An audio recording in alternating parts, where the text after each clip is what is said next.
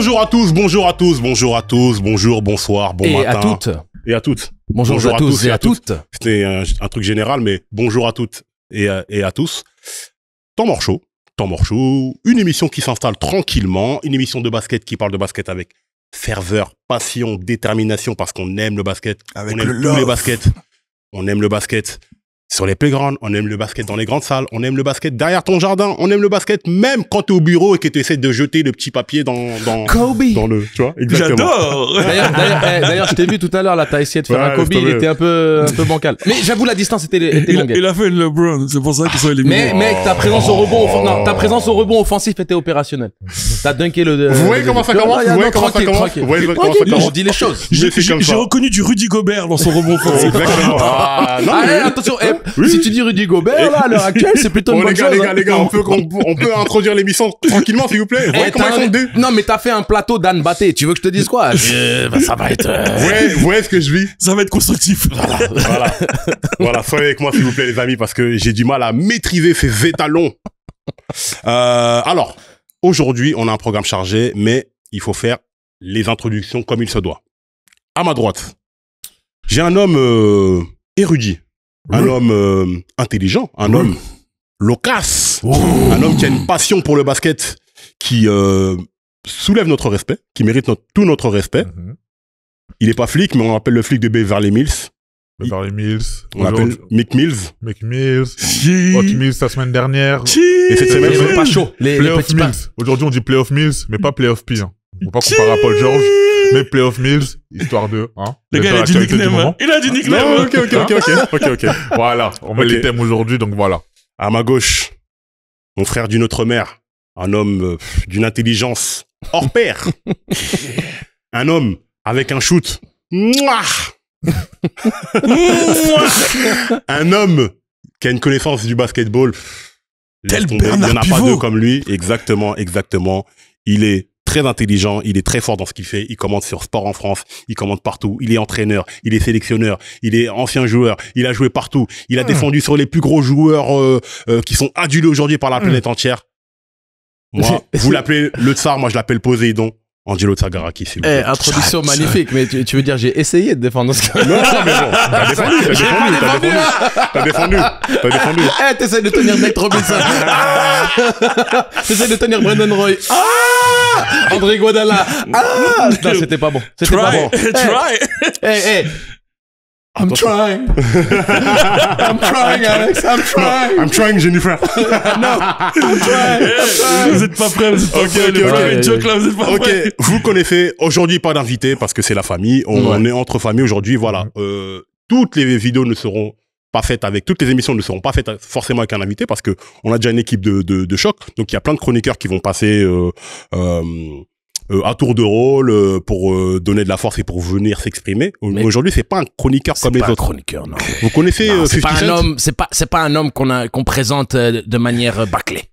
Faut dire, il faut faire les choses correctement. Dès qu'on l'a vu, moi j'ai pensé à I don't know what you heard about me, but you can get no dollar out of me. No Cadillac, no pearls you can see. But I'm P.I.M.P. Le chapeau est trop beau. L'homme est doux, mais la bouche est pimentée. Smooth, c'est dans le building. Thomas Family, on est là encore une fois pour vous parler de basket avec du love, avec de la perspective, avec de l'argument percutant. Là, j'ai la chance d'être entouré de 3 têtes brûlées. Papa Boyton et consorts. Les gars, faisons le job.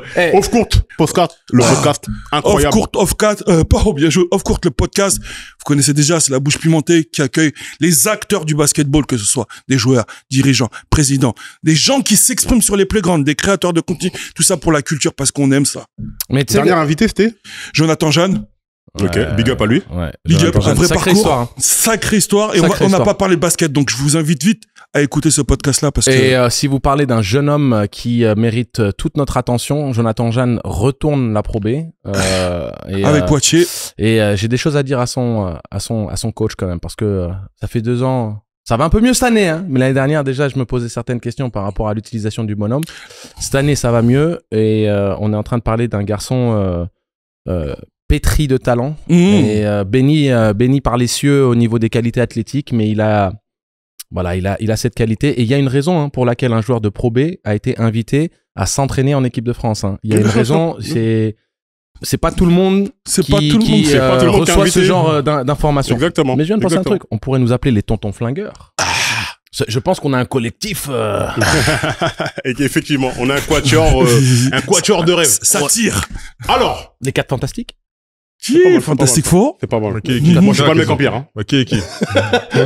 On vous laisse voter qui est le mec en pierre. Ok, programme du jour, playoff NBA. On va commencer par les playoffs du NBA, mais Monsieur Angelo Tsagarakis a un public service announcement à nous faire. Ton, ton, ton. Ton, ton, ton. Ton, ton, ton.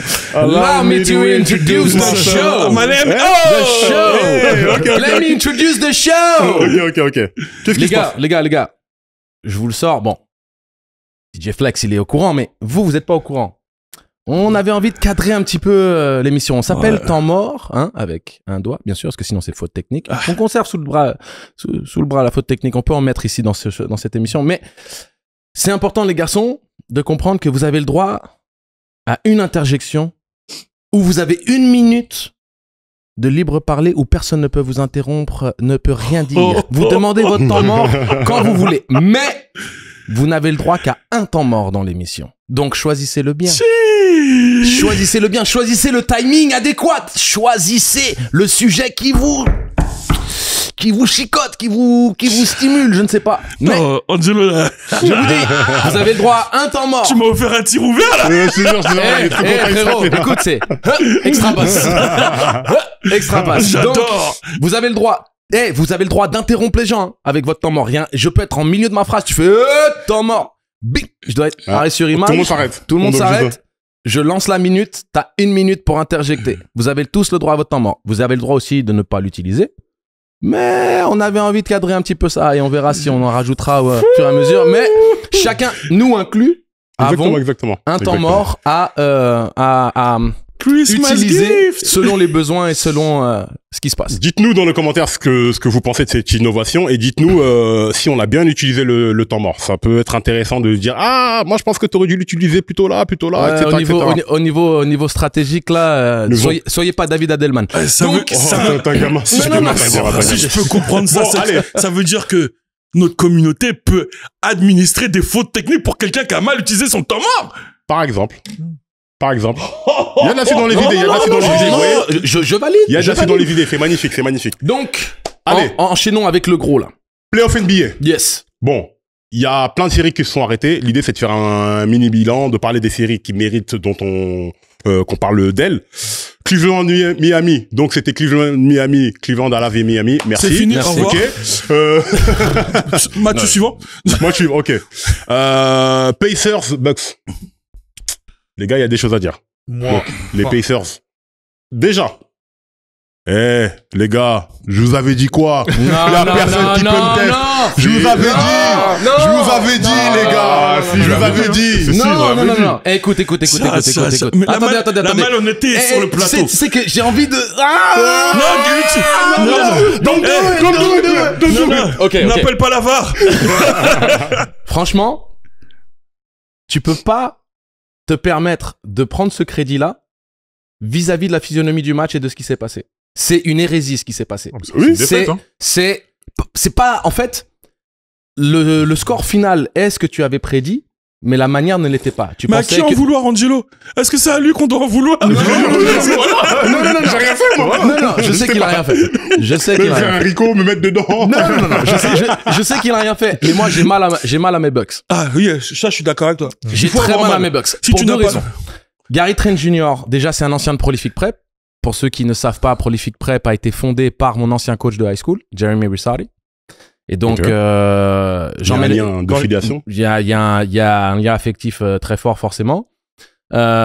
Puisque je suis ça depuis les tout débuts. Et donc, tous les joueurs passés par Prolific Prep ont forcément un œil affectif en ce qui me concerne.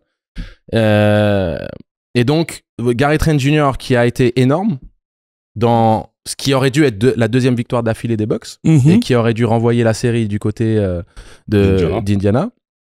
Et ce qui se passe à ce moment-là, c'est que tu te rends compte que tout a été gâché parce que, mine de rien, vu la dynamique actuelle des Bucks, vu comment le jeu, comment ça se positionnait, il n'y avait aucune garantie que ça allait pas aller en match 7. Et moi, j'y croyais vraiment. Et je pense que le jeu m'a donné raison. Je pense que la physionomie du match me donnait raison. Quand je vous disais, ah, attention, vous êtes en train de rayer de la carte, de balayer les chances des Bucks, malgré le fait que j'acceptais que les Pacers avaient, je pense, un jeu plus attrayant à regarder, avait une dynamique plus intéressante. Un équilibre plus intéressant. Tout à fait. Je ne disais pas le contraire, mais je vous disais qu'un Giannis Antetokounmpo, tout ce qui lui manquait, c'était juste un tout petit peu de soutien. Et avec Gary Trent Jr., il a eu son soutien. Donc, de perdre le match en étant à +8, à 30 secondes de la fin, et que tu as 2 pertes de balles consécutives de l'homme qui a mis les gros shoots juste avant, et surtout sur la gestion, ce que je ne peux pas comprendre, c'est que... Et le +20 au premier quart-temps. Complètement. Et ce que je ne peux pas comprendre, c'est Porter Jr. qui, à 36 secondes, 38 secondes, il restait 14 secondes sur la possession, se permet de ne pas être patient et de ne pas donner la balle au poste bas à Giannis Antetokounmpo pour prendre un petit step back à la con dégueulasse qui te redonne une possession rapide alors que tu dois manger le temps. T'as l'avantage au score. Le temps est ton ami et ton allié. Tu manges les secondes, tu donnes la balle à Antetokounmpo et tu te repositionnes. Si t'auras un tir ouvert sur une prise à 2 ou à 3, tu l'as. On m'a dit que c'était le cousin de Carlton. On m'a dit que c'était le cousin de Carlton. Gros, moi je veux te dire clairement, c'est vrai que on a enterré les Bucks. Il faut être clair. Au vu de la saison, tout ce qu'ils ont éprouvé comme difficulté, on a enterré les Bucks. Mais aux Bucks, il y a Giannis. Il y a Giannis aujourd'hui. Faut qu'on me cite. Dis-le correctement. Giannis, my bad. Giannis. J'irai prendre des olives de Kalamata aussi. Ah, ok. L'homme est cultivé. Les plus bonnes olives du monde. Giannis. Et je ne connais pas encore un joueur qui a pu stopper Giannis aujourd'hui dans cette NBA. Il avait besoin de soutien. Malgré que la saison fut difficile, on les a enterrés pendant les playoffs. Et force est de constater que ils ont tenu la dragée haute et malheureusement, même pendant ces playoffs, ils ont eu encore, on dirait que c'était sur un cimetière indien. Ils ont continué à avoir de la poisse, pardon. Et malgré cela, la possibilité d'arracher ce game 7 qui aurait pu faire basculer tout ça, bah, tu te dis qu'il y a eu un abandon. Ils ont abandonné Giannis. Ils ont gâché la fête. Ils ont gâché la fête. Mais le pire, c'est que c'est pas volontaire et c'est ça qui fait le plus mal. C'est-à-dire que c'est pas un sabotage volontaire. Hein. On parle vraiment de l'incompétence. Non, clairement, mais j'ai envie qu'on entende Mills pour le coup. Pour moi, c'est bis repetita. Parce qu'on se souvient, il y a 2 ans, par exemple, c'est quand ils jouent contre le Heat et qu'à chaque fois dans le money time, ils se font rattraper parce que Butler met des paniers importants, etc. Ils n'arrivent pas à gérer le money time, ils n'arrivent pas à garder l'avance. Ce qui se passe encore dans ce match-là, c'est qu'ils mènent à la fin du temps réglementaire. Hein. Indiana rattrape à la fin. En prolongation, tu mènes encore, on te rattrape à la fin. C'est les playoffs. Ça coûte cher. On le sait encore une fois, ça ne pardonne pas. Et ce qui s'est passé, c'est que clairement, Milwaukee devait clôturer le match, dire, vas-y, on se voit au game 6. Et puis on gère là-bas. Non, ils ont voulu choquer pour le game 5. C'est un choke monumental. Faut pas minimiser la chose. C'est un des plus gros chokes de l'histoire des playoffs. Il faut pas se cacher. Monumental. Et juste pour ça, hein, ils méritaient clairement de sortir. Ils avaient pas leur place là. Non. Et pourquoi je dis ça? Laisse le frère parler. Non. Giannis, il a fait une série incroyable. Il n'y a rien à dire sur lui. Clairement. Mais à part Porter Jr., lui, qui a été incroyable dans le sens où il a 2 matchs à plus de 30 points. Le reste, je suis désolé. Kyle Kuzma, on en parlait au début de la série. Non, c'est là on gardait le moins bon pour la fin. D'habitude, on fait le meilleur pour la fin, là, on garde le moins bon pour la fin. Et c'est là où, clairement, alors qu'Indiana, on voit qu'il y a quand même un collectif. Gary Trent Jr., sur les 3 derniers matchs de la série, et surtout les 2 derniers, il a été énorme. Il a amené l'écho qu'aurait dû amener un Kyle Kuzma. Il a mis dedans, il a été excellent au niveau de l'adresse et de l'agressivité, il a amené une seconde option au scoring fiable. Le vrai problème, qu'est-ce qui manque, Mills? Il manque de la discipline. Quand t'es à 38 secondes de la fin et qu'il reste 14 secondes sur la possession et que Giannis Antetokounmpo vient te faire un écran, que ça switch, même si t'as un peu d'espace, tu dois avoir la discipline de comprendre que chaque seconde qui s'égrène te rapproche de ta victoire. Et donc, tu dois pull back, Au pire, rappeler un écran ou alors patiemment te repositionner avec les bons fondamentaux, c'est-à-dire pas dans l'angle du coude, mais tu repars à 45 degrés, tu reforces le positionnement défensif ou potentiellement tu peux rebasculer la balle de l'autre côté pour un autre tir ouvert d'un mec qui est chaud bouillant. T'es plus à 38 secondes à ce moment-là, t'es à 20 et quelques secondes. C'est plus le même match. Les gars, je suis d'accord avec vous, sauf que moi, vous parlez de ce match-là et vous parlez du choke. Il n'y a pas de problème. Moi, j'aimerais qu'on prenne un peu de recul sur cette série-là. Merci, s'il te plaît. Et qu'on explique que une défaite, ça se construit. Comme une victoire. Une saison NBA, ça permet de, pour les grosses cylindrées qui ont des grosses ambitions en playoff, ça permet de régler les automatismes. Il n'y a pas que des automatismes en termes de jeu. Il y a aussi des automatismes mentaux. Oui. Pour que les mecs se fassent confiance les uns les autres, pour qu'il y ait une hiérarchie claire et nette qui se fasse. Yanis, ça fait des années qu'il est trop seul. C'est pour Il y ça. a toujours eu des problèmes, et là encore plus.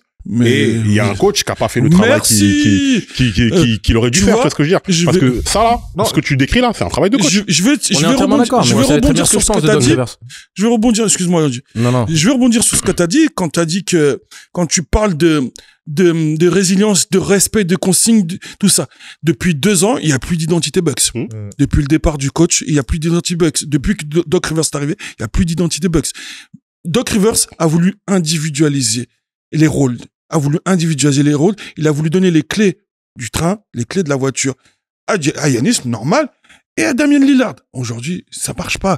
Les Bucks ont construit leur titre avec un collectif, avec chaque rôle qui était important. Exactement. Aujourd'hui, il y en a pas. On va dire, ouais, mais Middleton est parti. Mais Middleton, il n'est plus là depuis. Physiquement, il n'est plus. C'était une histoire financière aussi pour alléger le salary cap. Bien sûr. Mais après, on parlera du moins bon ou du pire du mauvais. T'as commencé à transitionner gentiment. Hein, vas-y, mais justement, parce que j'en parlais dans, je crois, la dernière émission où je parlais de Doc Rivers, où je disais que clairement, pour moi, lui, en termes de choke, il a le master, il a tout ce que vous voulez, le diplôme, etc. Le doctorat. C'est le roi du choke. Lui, dès qu'il est là, il a une agrègue. C'est ça. Et je le disais, j'en parlais de la série contre Miami il y a 2 ans, et ce qu'on avait vu aussi, le nombre de matchs qu'ils avaient perdus à la fin, ça a montré le départ aussi de Jrue Holiday, qui était très important aussi dans la hiérarchie, dans l'équilibre offensif-défensif des Bucks. On a clairement vu que là, Lillard, ça n'a pas marché. On le sait, ça marche pas. Même avec sa blessure, on sait malheureusement, on sait que ça va être compliqué pour lui de revenir, mais ça marchait pas même quand il était en forme. L'équilibre n'est pas là. L'équipe est un peu vieillissante et Brook Lopez, etc. C'est plus les mêmes qu'avant. Ouais. Malheureusement, pour Milwaukee, faut tout changer. Et même, on est même à se penser aujourd'hui, est-ce que c'est pas même le dernier match de Giannis qu'on a vu chez les Bucks? Oui. C'est probablement le cas. Après, connaissant la personnalité du bonhomme, et parce qu'en plus, on parle de quelqu'un qui a un cercle très resserré. Et qui doit beaucoup à Milwaukee. Ça doit ça le déchirer. Mais il est beaucoup plus prêt aujourd'hui. Il avait déjà mis un petit peu ça sur la table les années précédentes en mode, s'il n'y a pas un projet concret où je vois qu'il y a une réelle volonté de construire une équipe digne d'un titre, et on voit que du côté de Milwaukee, il y a eu la même erreur au final que celle qu'il y a eu du côté de Denver, c'est que pour quelques millions de dollars, et je suis désolé de le dire comme ça parce que vous dites, ouais, mais Angelo, t'es marrant, toi, quelques millions de dollars. C'est des petites sommes à ce niveau-là. Les propriétaires peuvent se permettre de payer la luxury tax sur 10-15 millions de dollars. Tu gardes Brown du côté des Nuggets. Tu gardes Jrue Holiday du côté des Bucks. Non. Oui, non, parce que monsieur les Celtics, voilà, il est content de les Celtics. Il est content, il a récupéré le bébé. De quoi tu es malheureux? Non, viens, t'inquiète pas. Il y a plus de ça. Tu veux les jouer? Mais toi, sors, retire ton costume Celtics une seconde. Je suis d'accord avec toi. Tu vois ce que je veux dire? suis totalement d'accord avec toi. Donc, t'as la même erreur. Et le problème, c'est qu'à un moment donné, tu payes les frais d'une reconstruction hasardeuse parce que t'as pas cette stabilité. T'as pas non plus le firepower que t'as besoin pour pouvoir exister à ce niveau-là, avec d'autres équipes qui se réinventent et qui se renforcent. Maintenant, parlons et on finira sur les Bucks sur ça. Parlons justement de cette volonté de se renforcer avec un Middleton qui physiquement n'était plus lui-même. Et donc, quand t'es plus physiquement toi-même, t'es plus le même joueur. Et on sait qu'un Middleton a besoin de ses hanches, de ses jambes, d'avoir du rythme pour pouvoir mettre ses petits pull-ups et ses mid-range. N'oublions pas que dans le titre des Bucks, c'était l'homme des derniers cartons. C'était l'homme à qui on donnait la balle pour terminer le boulot. Parce que Giannis, au niveau des lancers francs, c'était pas fébrile, mais c'était pas suffisamment efficace pour vraiment se mettre à l'abri. On mettait un Middleton. Je dirais que au vu de la débauche qu'il avait donnée, tout ça, on pouvait accepter sa fatigue et que Middleton... Et après, on sait que Giannis, au niveau de sa technique de tir, il a quand même certaines défaillances, certaines lacunes. Donc il a beaucoup progressé. Et puis, de toute manière, Kobe était le finisseur quand il jouait avec Shaq. Donc, il n'y a pas de problème. On sait qui est le meilleur joueur, mais on sait que chacun a son rôle, justement. Et ça recoupe ce que tu dis. Kyle Kuzma. Tu veux vraiment en parler? J'ai envie de prendre un temps mort, mais je vais pas gâcher mon temps mort pour ta vieille performance, alors que je suis un des ambassadeurs du Quaz, du Kyle Kuzma, du Quan, de ce que vous voulez. J'y croyais et j'y crois encore parce que le basket qui existe dans ce mec reste, il a pas disparu, mais il a été plus profondément impacté par son expérience aux Wizards que ce qu'on aurait pu imaginer. Mais bien sûr. Non, mais il y a des joueurs qui transitionnent beaucoup plus rapidement. Hein. Il y a des joueurs qui n'oublient pas qui ils sont. Donc là, on se retrouve avec un Kyle Kuzma qui a littéralement oublié. Il y a les Monstars qui sont venus lui prendre son talent. Il y a un truc qui s'est passé. Le gars a oublié qu'il savait jouer au basket. Il était catastrophique. Moi, c'était horrible. On a déjà parlé de lui la dernière fois. Ça m'intéresse même pas de revenir là sur lui parce que clairement, mais faut qu'on dise quand même un mot des Pacers. Ouais. Ouais. Faut pas leur retirer. On fait leur série et pour le coup, il y a un collectif. Il y a un collectif, il y a une confiance. Parce qu'on le voit à Liberton, on sait comment il marche aussi, mais on a très bien vu, il y a eu pas mal de tensions aussi dans la série, hein. On sait avec Lillard, etc. Mais eux, ils étaient en confiance, hein. Et ils savaient très bien qu'ils allaient gagner la série. Ils ont eu aucun doute là-dessus. Et on a vu à la fin de match, hein. Ils sont menés de 7 points. Et pas de pression. Un collectif. On va prendre. Il y a un collectif. Il y a un truc qui se met en place. Il y a des finales de conf qui sont jouées dernières années. En fait, c'est dans la continuité de la chose. Les Pacers se rendent compte sur quelque chose de sérieux. Un vrai coach. Un vrai coach aussi, exactement. Mais c'est, comme on dit, ils ont mis l'équipe avant les joueurs. Et ce qui fait qu'on voit la différence entre Milwaukee, où il y a le meilleur joueur de la série, hein, clairement. Ah, clairement. Et la meilleure équipe de la série, qui est clairement les Pacers. Vous croyez dans les chances des Pacers au prochain tour? Non. Bon, non. Cavs. Yeah, Cavs. Mais justement, on parle d'une équipe des Pacers à qui on avait promis une série facile et donc aussi avec un style de jeu attrayant. Donc, est-ce que vous croyez en leur chance de rendre la série contre les Cavs intéressante? Oui. Mais parce que moi, pour moi, ils ont deux, trois gros joueurs capables de faire chez Donovan Mitchell, Garland et en bas. Et en bas, j'ai obligé un trou. Jerome Allen et voilà. Merci. Et Mobley. Et Mobley. Ils ont de quoi? Ils ont de la réponse défensive et athlétique. Dans ce combat-là, ils ont de la défense athlétique et physique. Et pourquoi je te dis ça? Parce que, encore une fois, le facteur X au Cavs, c'est Donovan Mitchell. Tu regardes les matchs, Donovan Mitchell sort, va souffler. L'intensité du game n'est plus la même. Non, mais de toute manière, tu te souviens quand on avait parlé en fin de saison régulière de la petite période de moins bien des Cavs, où Donovan Mitchell avait clairement communiqué publiquement qu'il se sentait responsable et qu'il était conscient du rôle qu'il avait à jouer dans cette mauvaise passe. Ils avaient enchaîné 4 défaites d'affilée et ils n'avaient pas réussi à maintenir le rythme imposé par OKC pour finir premier de la saison régulière. Et ce que tu pointes du doigt, c'est évidemment, j'ai envie de dire, un dénominateur commun à tous les gros joueurs. Bien sûr. Un Giannis Antetokounmpo pas au top, un Jokic pas au top, ça disparaît. Seules des équipes comme Boston ou OKC peuvent se permettre de pas avoir leur superstar. Parce que OKC reste compétitif. Oui, bien sûr. Même si Shai fait pas un match à 30 points. Si Tatum se rate du côté de Boston, les Celtics, ça reste compétitif. Mais là, justement, juste avant on avance sur les autres séries, les gars.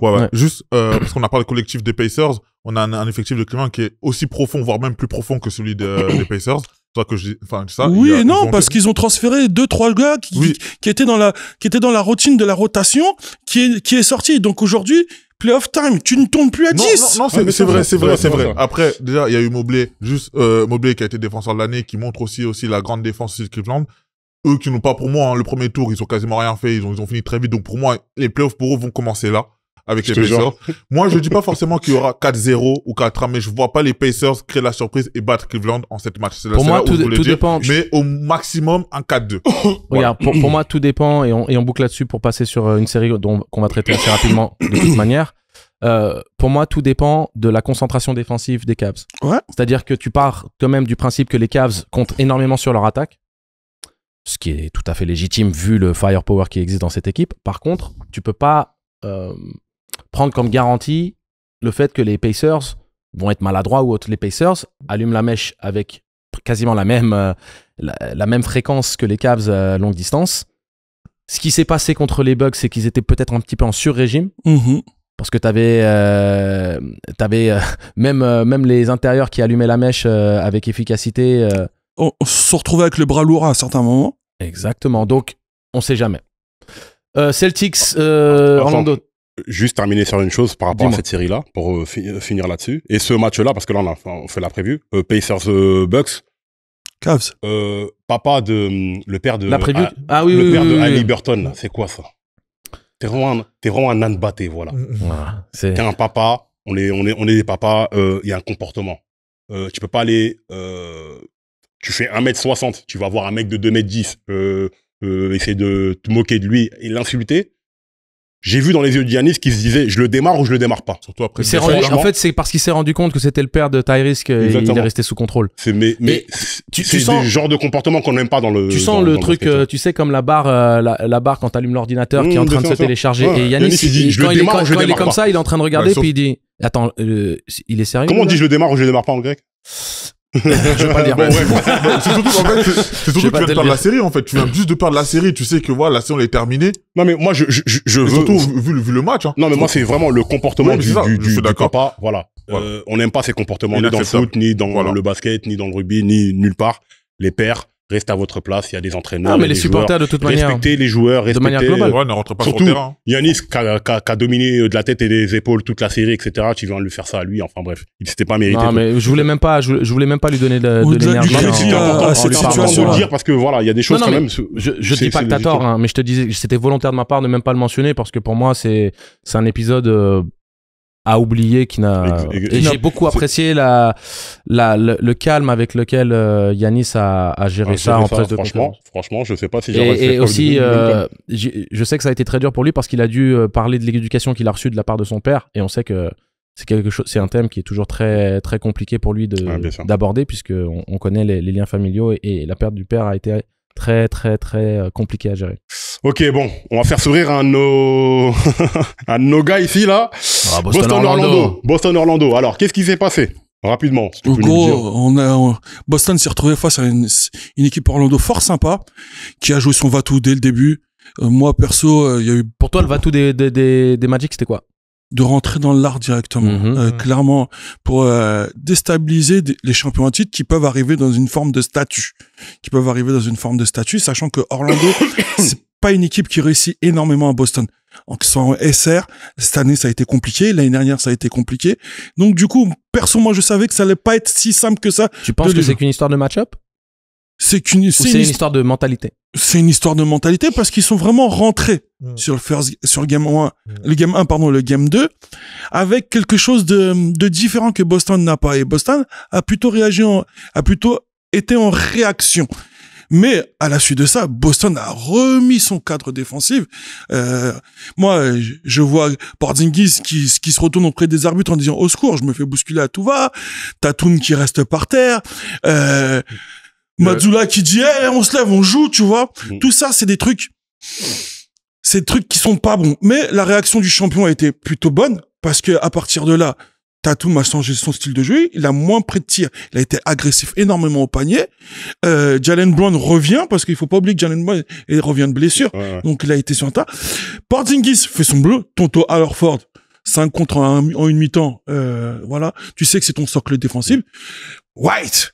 Est-ce que ce match-up, c'est vraiment une sorte de sublimation des Magic juste parce que c'est le match-up avec Boston ou vous croyez vraiment que c'est une identité qui se crée du côté des Magic? Pour moi, c'est une identité qui se crée du ouais. côté des Magic avec les frères Wagner, avec Banchero. Banchero, tous ces joueurs-là qui arrivent et qui se donnent comme des bêtes défensivement, se laissant pas faire. Tu vois les démarquages, il y a que des contestations. Même le fils de Greg Anthony, Même hein, le fils de c'est Greg un Anthony. chien. hein. Il y a que des comptes. Ouais. Et c'est pour ça que je te dis même, pour aller plus loin, c'est ce qui nous a fait du bien pour préparer le prochain. Mais c'est ça qui m'énerve, c'est ça qui m'énerve. C'est ce qui nous a C'est ça fait qui du m'énerve. bien pour rentrer au prochain tour. Mais c'est ça. là, Moi, on les a justement- chauffés, là. Moi, justement, ce que j'ai à dire, c'est que Boston, on sait que l'équipe de Boston est supérieure à celle d'Orlando. On soit d'accord. Mhm. Et Orlando, il le savait quand elle affrontait Boston, son champion en titre, et tu vois, la saison, ils étaient un peu chill. ils ont donné moins d'énergie. Mais comme je te dis, Orlando a tapé à plusieurs reprises Boston. Hein. C'est exactement là où je veux en venir, c'est qu'ils savaient que pour poser problème à Boston, il fallait rentrer dans le dur directement. Ah oui. Là où Boston, ils allaient rentrer en mode, c'est le premier tour, on va être un peu chill, etc. On a vu Porzingis saigner du front, on a vu Tatum se blesser. Et Jalen Brown, la déclaration, il le dit, si vous voulez jouer à ça, nous aussi, on va répondre. Et à partir de cette déclaration-là, après le 2-1. Il a surtout, il a parlé encore plus. Si vous plus voulez jouer français. sale. Si vous voulez que ce soit la bagarre, on va se bagarrer. Voilà. Et après, on a vu une Tu réaction. viens pas du 9-3 Jalen Brown, On a vu une réaction de champion. On a vu aussi, comme tu l'as dit, autant le 5 de départ, mais aussi des Pritchard, etc., qui vient de remporter d'ailleurs le titre de meilleur 6e homme. Même s'il est un peu dans le dur depuis qu'il a eu son titre, mais défensivement, il se met le cul au sol. Mais on sait qu'il Non. est très important. De toute façon, on sait, série 4-1. Et là, clairement, pour le second tour, ils vont devoir augmenter un peu le niveau. Moi, j'ai pas d'inquiétude. Qu'est-ce qui a manqué, les garçons, pour les Magic? De la profondeur. Wagner et Banchero étaient trop esselés. Banchero. Ouais, mais des équipes qui tournent à 6-7, qui sont majestueuses, on en a déjà vu par le passé. Oui, bien sûr. Donc, Après- vous pensez c'est juste qu'ils sont trop justes? Trop juste Oui. par rapport à cette équipe-là. Oui. Ok, par rapport à Boston, mais ils auraient pu en attraper un de plus ou moins. Pour moi, pour franchement, je suis Non. pas le plus grand fan de Orlando, mais pour moi, ils ont gagné un spirit sur cette série. Ils ont gagné un état d'esprit qui va leur servir pour la saison Donc prochaine. on parle de profondeur. Vous recrutez quel poste en premier? Pour vous, c'est quoi l'élément manquant? un vrai poste 5. Ouais. C'est ce que... Alors, attention, parce que on part du principe. J'aime beaucoup ce que tu me dis. D'ailleurs, c'est quelque chose dont on va parler, bien évidemment, dans les séries, par rapport au débrief des séries à venir. Et j'avais une question très, très importante à aborder suite à cela. Donc, je veux pas qu'on en parle trop tôt. Vas-y, ça marche. Mais j'aime beaucoup l'angle de ta pensée. Mais on est quand même dans une NBA small ball. On est dans une NBA qui Où ça joue n'a Wings- pas de vrai poste 5. Wingsball.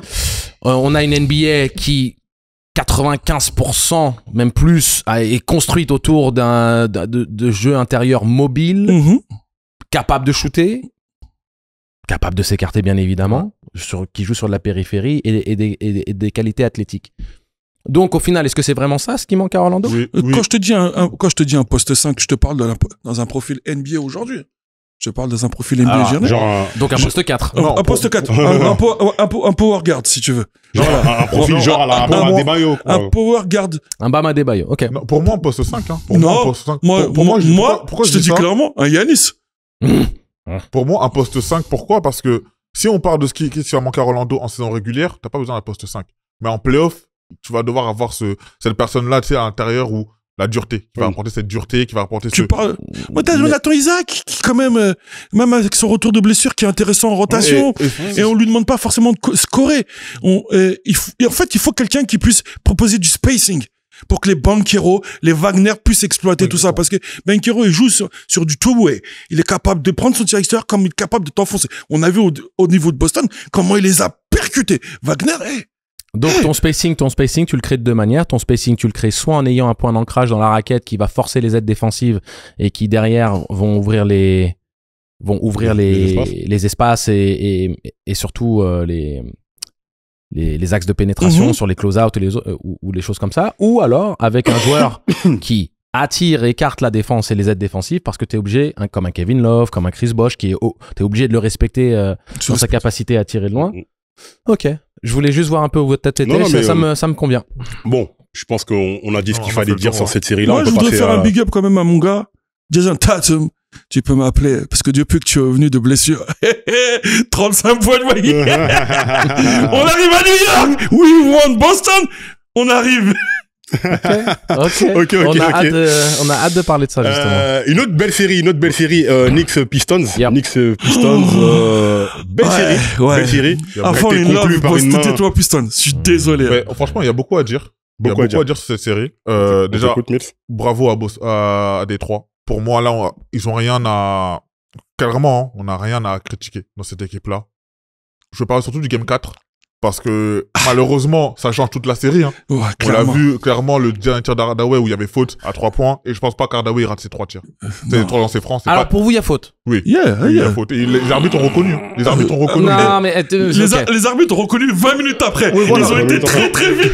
Voilà. Donc, à partir du moment qu'ils ont reconnu, il y a plus de débat. Après, Ok, Hardaway, il met un petit coup de hanche, hein. Il les balance sa amis. jambe à gauche. C'est des faits Mais de les jeu. arbitres ont reconnu. Tu vois, Ouais. donc, à partir de ce moment-là, on ne discute plus. Hell no, to Est-ce the que- no, no, no. est-ce que tu veux hell utiliser to ton the temps mort? No. Utilise ton temps mort. Non. Utilise ton temps Non. mort.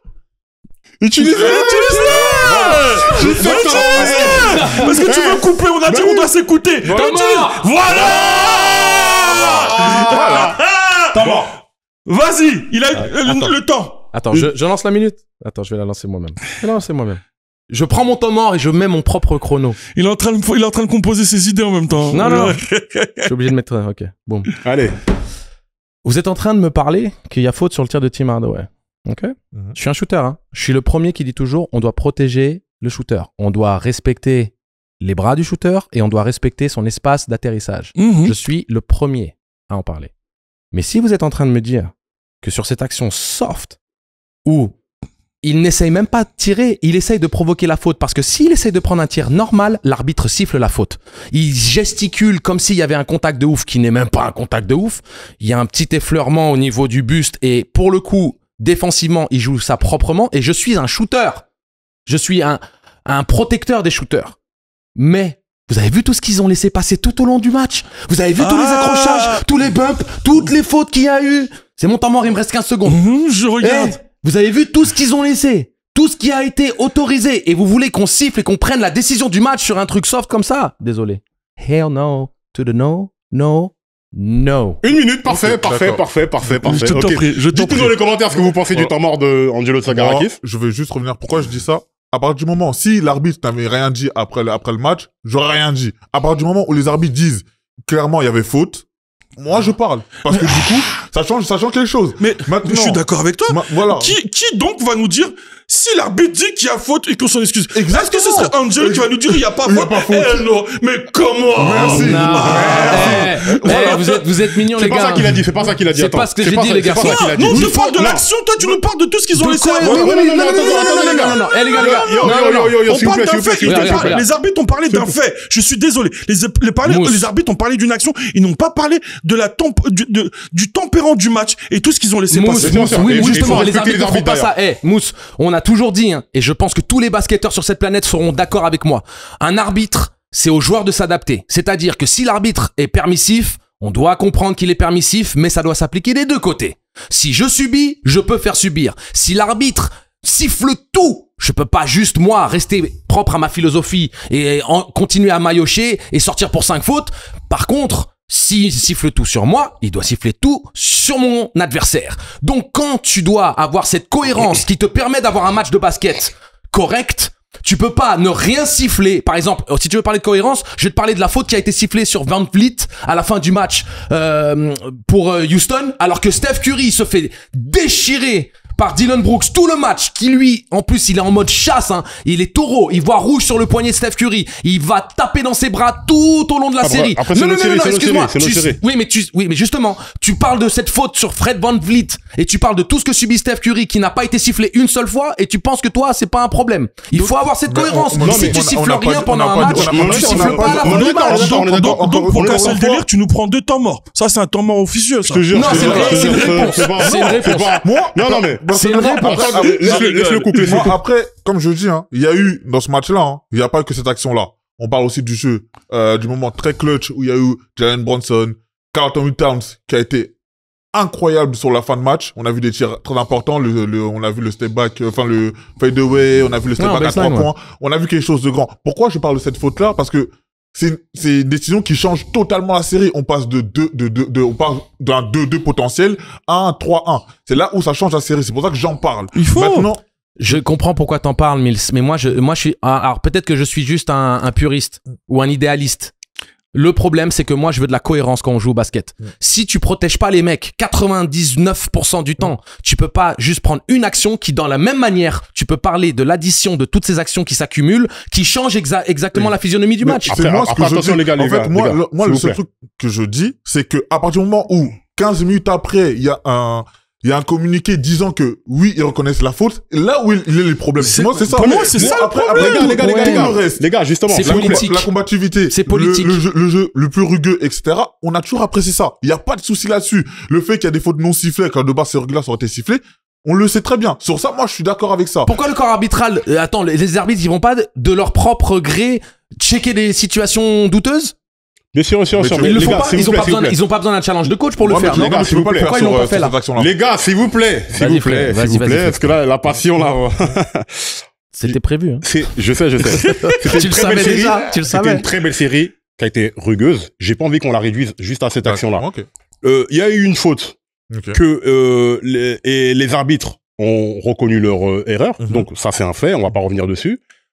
J'ai pas envie que cette action-là focalise toute notre attention, alors qu'il faut rappeler les performances dantesques de Josh Hart, Oui. de Jalen Brunson, de Kate Cunningham, qui a été bien tenu, de toute l'équipe des Knicks. Tobias Harris. Tobias Harris, exactement, qui a vraiment bien joué du côté de Détroit. C'était une belle série, plaisante à voir. Oui. Des beaux matchs. C'était peut-être la plus belle série. Hein. Je te confirme. Je te le confirme. Et franchement, en tout cas, à l'Est, sans aucun problème. Comment il s'appelle? À Détroit, on n'attendait pas forcément grand chose. On se disait, bon, c'est les playoffs. Là, ils sont revenus d'une saison en enfer l'an dernier. Là, ils arrivent, ils affrontent New York. Ils sont rentrés, comme on l'a dit tout à l'heure, ils sont rentrés directement dans le feu de l'action. Ils ont vendu cher leur peau. Voilà. On a eu Malik Beasley aussi. Ah, Malik Beasley aussi. Malik Beasley aussi, c'est le joueur que je cherchais. Très intéressant. Il a été un apport aussi important aussi pour Kate Cunningham. On a vu Kate Cunningham aussi qui a été bon aussi dans le Game 5, dans le Money Time. Là où dans le Game 4, je l'ai trouvé un peu frileux aussi. C'est là où on voit la progression. Même dans la série même, on voit la progression même de cette jeune équipe des Pistons.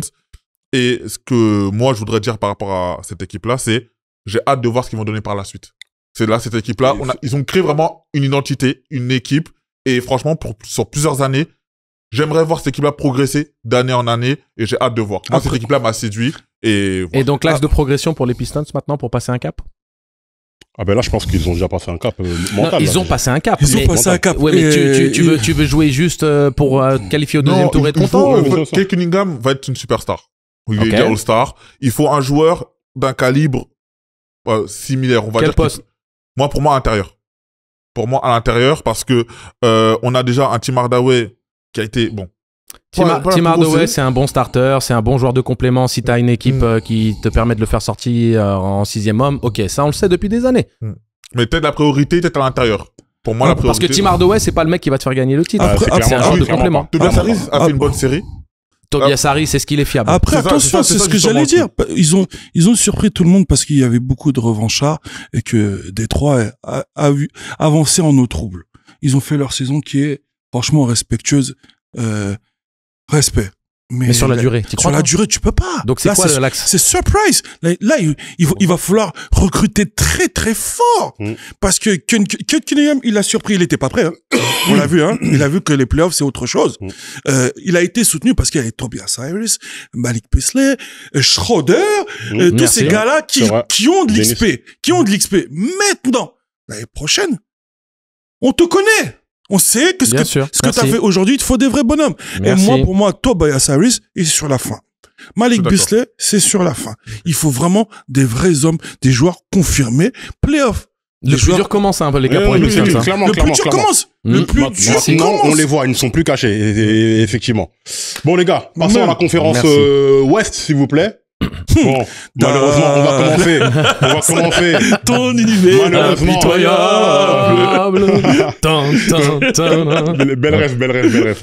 On va commencer par les Lakers et les Minnesota Timberwolves qui ont éteint les Lakers. Batman, Lakers in 5, mais je savais pas que c'était dans ce sens-là, en fait. Non, la première question qu'il faut poser, les gars. Est-ce que tu vas bien? Comment tu te sens? Merci. Comment tu te sens? Ça va? Honnêtement, moi, je vous l'avais dit. Non, on s'en fout. Donc, ce que je voulais savoir, les gars, là, je vais pas bien. La morale, t'as qu'à la faire aux autres. Là, je suis pas bien. Non, honnêtement, moi, je vous l'avais dit lors de la dernière émission, j'y croyais pas. J'y croyais pas parce qu'il manque une âme dans cette équipe. Des Lakers, il manque des postes clés, notamment à l'intérieur, des joueurs pour tenir la raquette et permettre des secondes chances à leurs joueurs de récupérer des rebonds, etc., etc.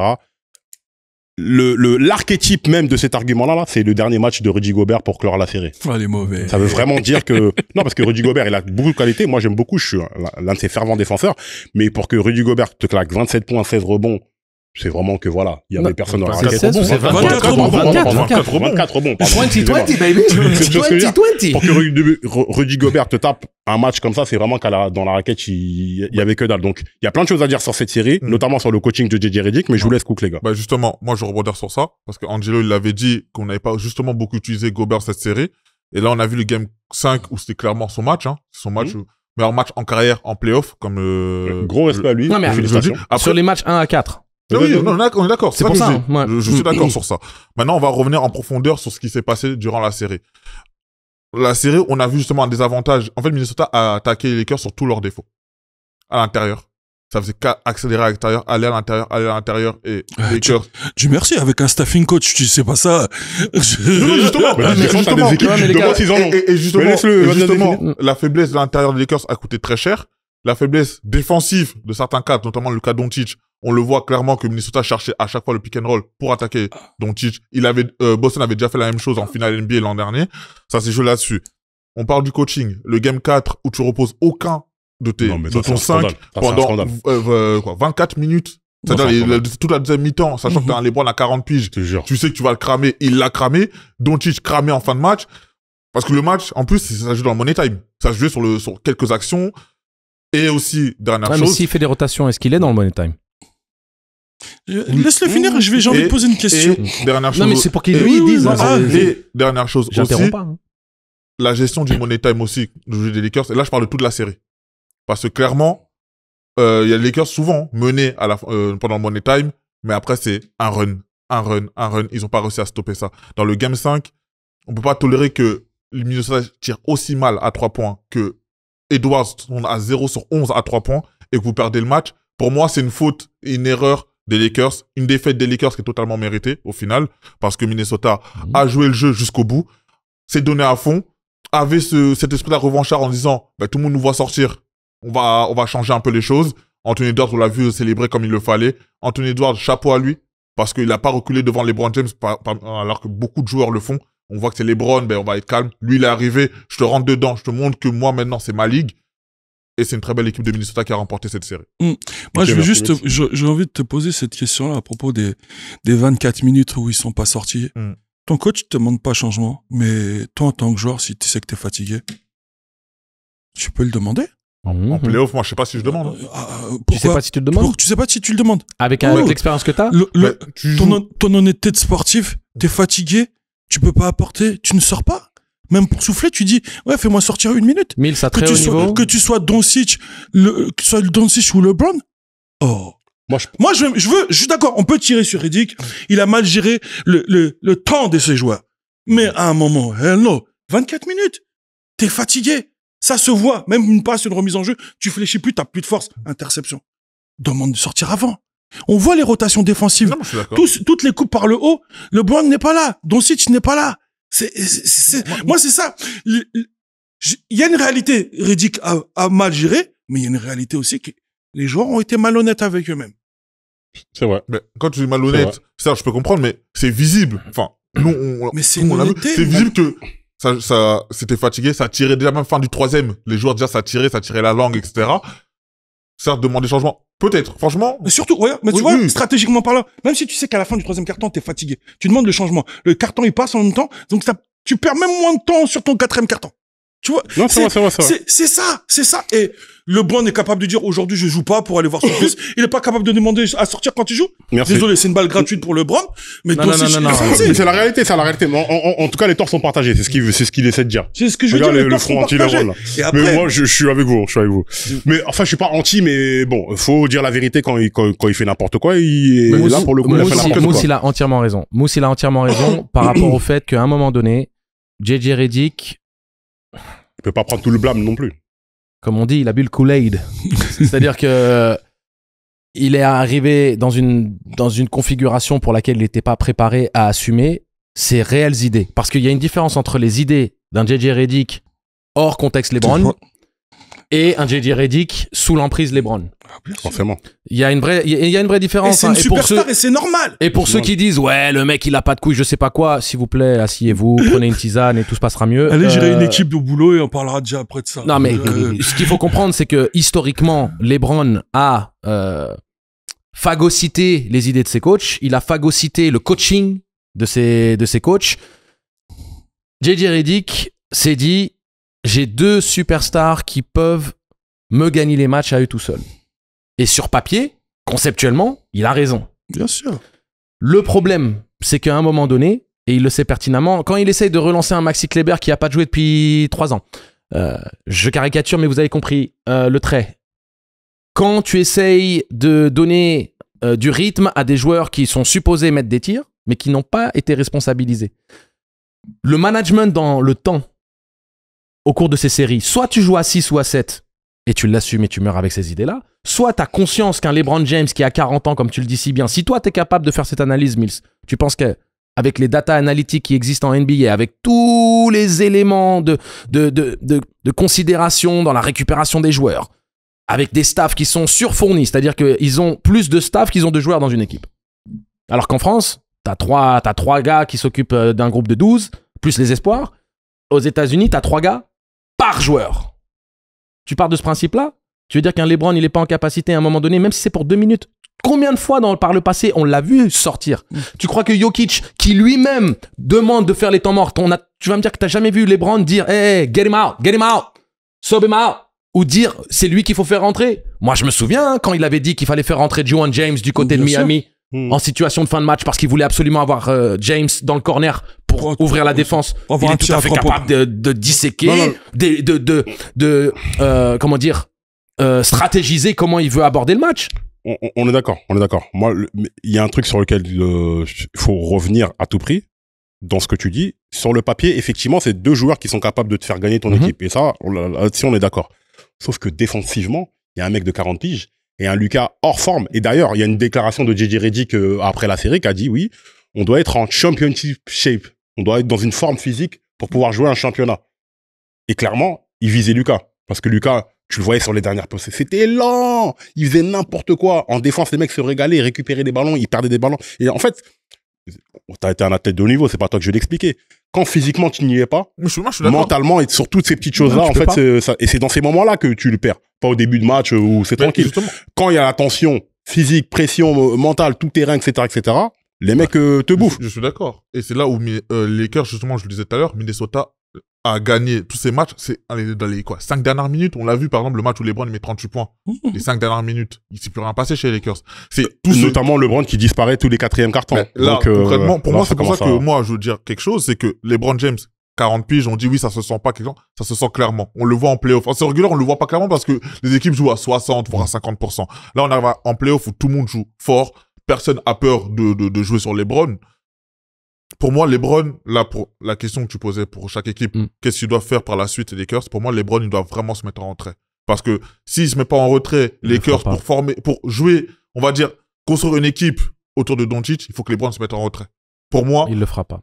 Offensivement et défensivement, ça posera problème. Parce qu'il peut plus faire les efforts qu'il faisait avant. Offensivement, s'il donne trop offensivement, défensivement, il va beaucoup moins se donner, voire plus se donner du tout. Si défensivement, il veut se donner, ben, offensivement, il va être un peu en retrait. Pour moi, il doit vraiment devenir clairement le second option, mais vraiment officiel. Pas la première option, seconde option qu'il essaie de faire.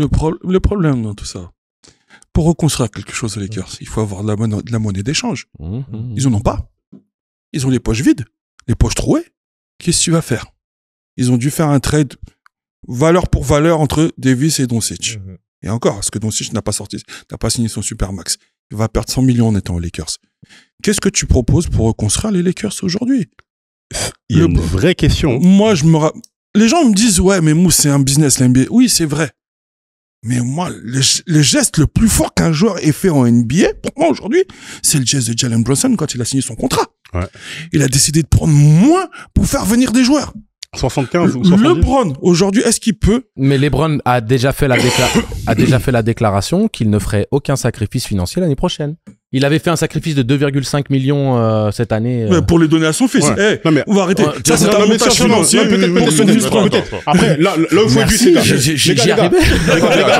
Les gars, s'il vous plaît, là où il faut être juste. Les gars, s'il vous plaît. Là, il faut être juste. C'est que LeBron, des sacrifices financiers, il en a fait beaucoup. LeBron, c'est la face de, encore aujourd'hui, c'est the face of NBA. Quel sacrifice. Non, il a fait des sacrifices financiers. Parce que LeBron, il mérite beaucoup plus d'argent qu'il lui. C'est le face of Mais il NBA. a toujours.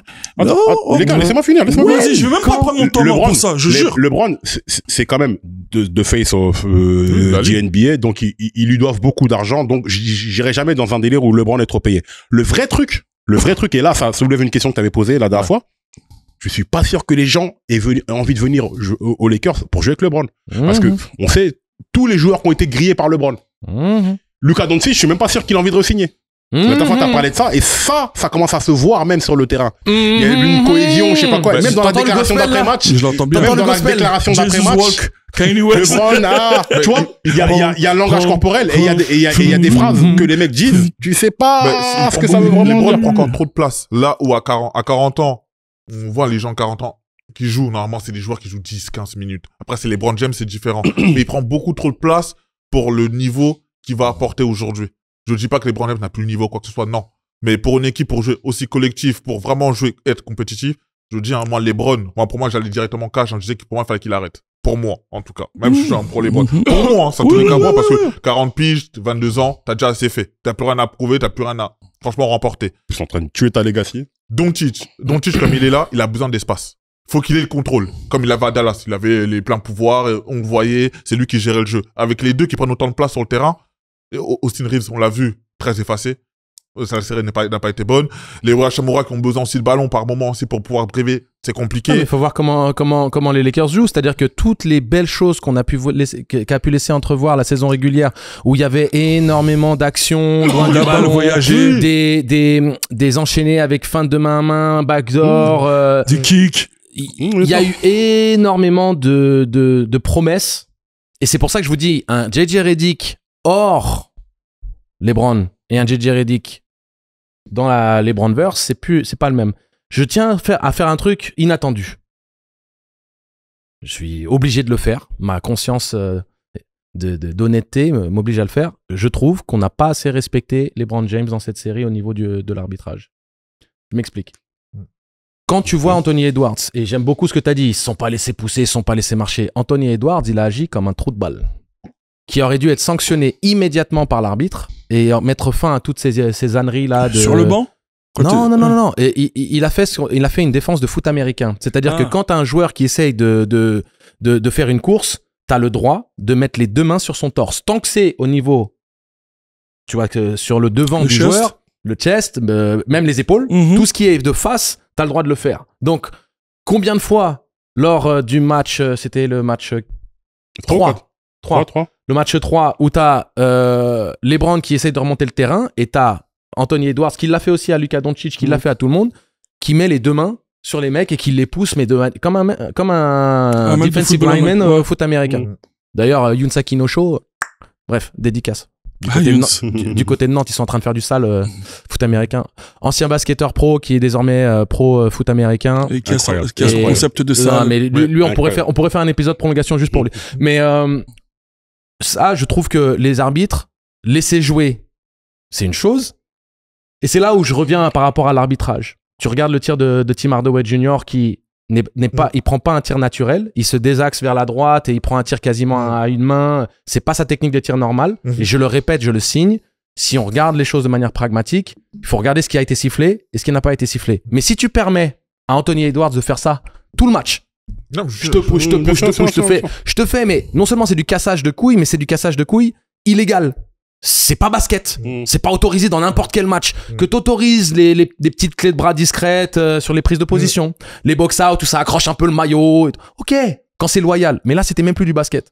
Tu vas me prendre pour une pourriture. Je m'en excuse. Dis-moi. T'as bien dit tout à l'heure, si les joueurs savent comment les arbitres sifflent, comment ils s'adaptent au coup de sifflet de l'arbitrage, ils vont continuer à faire les choses. Non, mais je dis que les arbitres ont laissé, oui, ont autorisé ça. On peut dire J'ai trouvé que ça a sali la série. On peut dire que Anthony Edwards a constaté que les arbitres ne sifflaient pas trop ça pour ouais, en abuser. Ils l'ont sifflé au bout du 4e aller. Ouais, c'est beaucoup, c'est trop tard. C'est pour moi, en fait, le truc, c'est, ça devient n'importe quoi. Mais la question se pose, du coup, est-ce que, on va pas parler de la legacy parce que je pense que la legacy de LeBron restera là, mais est-ce que LeBron, on commence pas à siffler LeBron de manière, on commence pas à le considérer comme un joueur normal? C'est ça le vrai truc. En termes de star power, là, il y a eu un shift qui a été opéré. Le problème, c'est que les Lakers devient la franchise la plus détestable parce que tu as une équipe à l'effigie de son leader, une équipe qui pleurniche,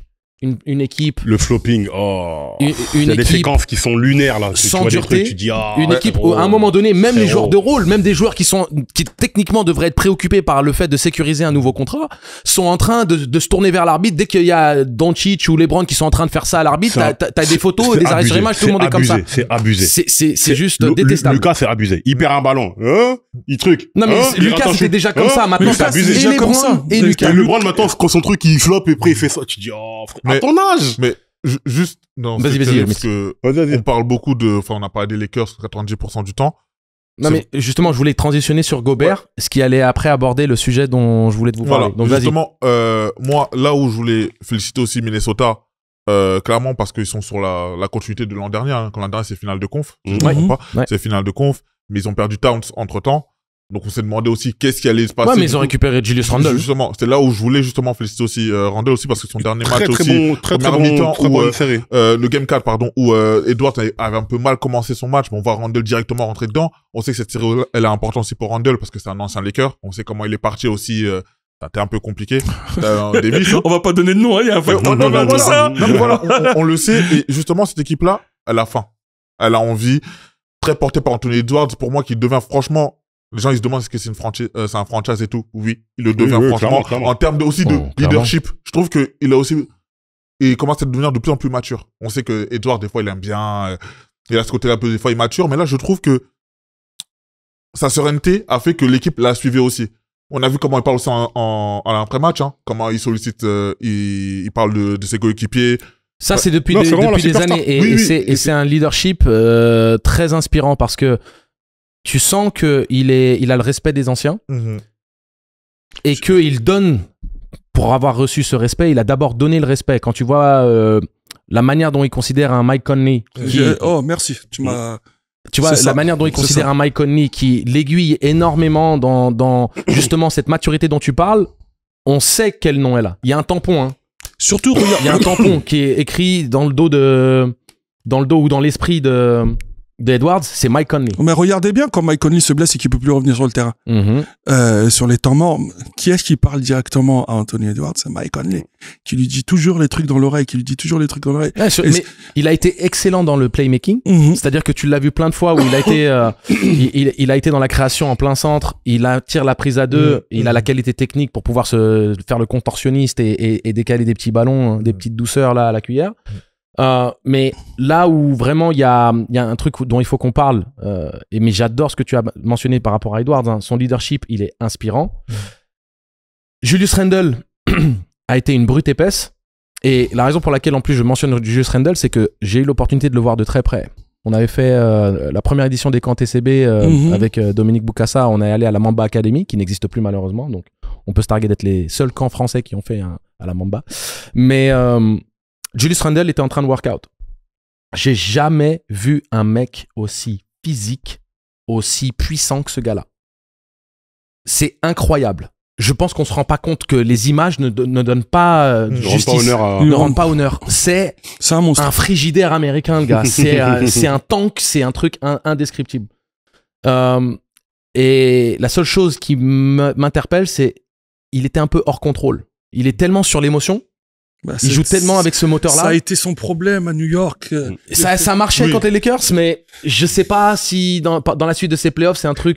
Toi, tu penses que c'est suffisamment cadré là à l'heure actuelle? Parce que pour moi, c'était un peu pétard ambulant. Et c'est pour ça que, en tant que pétard ambulant, il y a des matchs où il a été important, où ça a marché. On a vu le Game 4, hein, c'est là que je sais de Game 4. Il y a des matchs où malheureusement, ça va jouer contre lui. New York, on le reprochait beaucoup ça, les émotions où malheureusement ça joue aussi sur le collectif.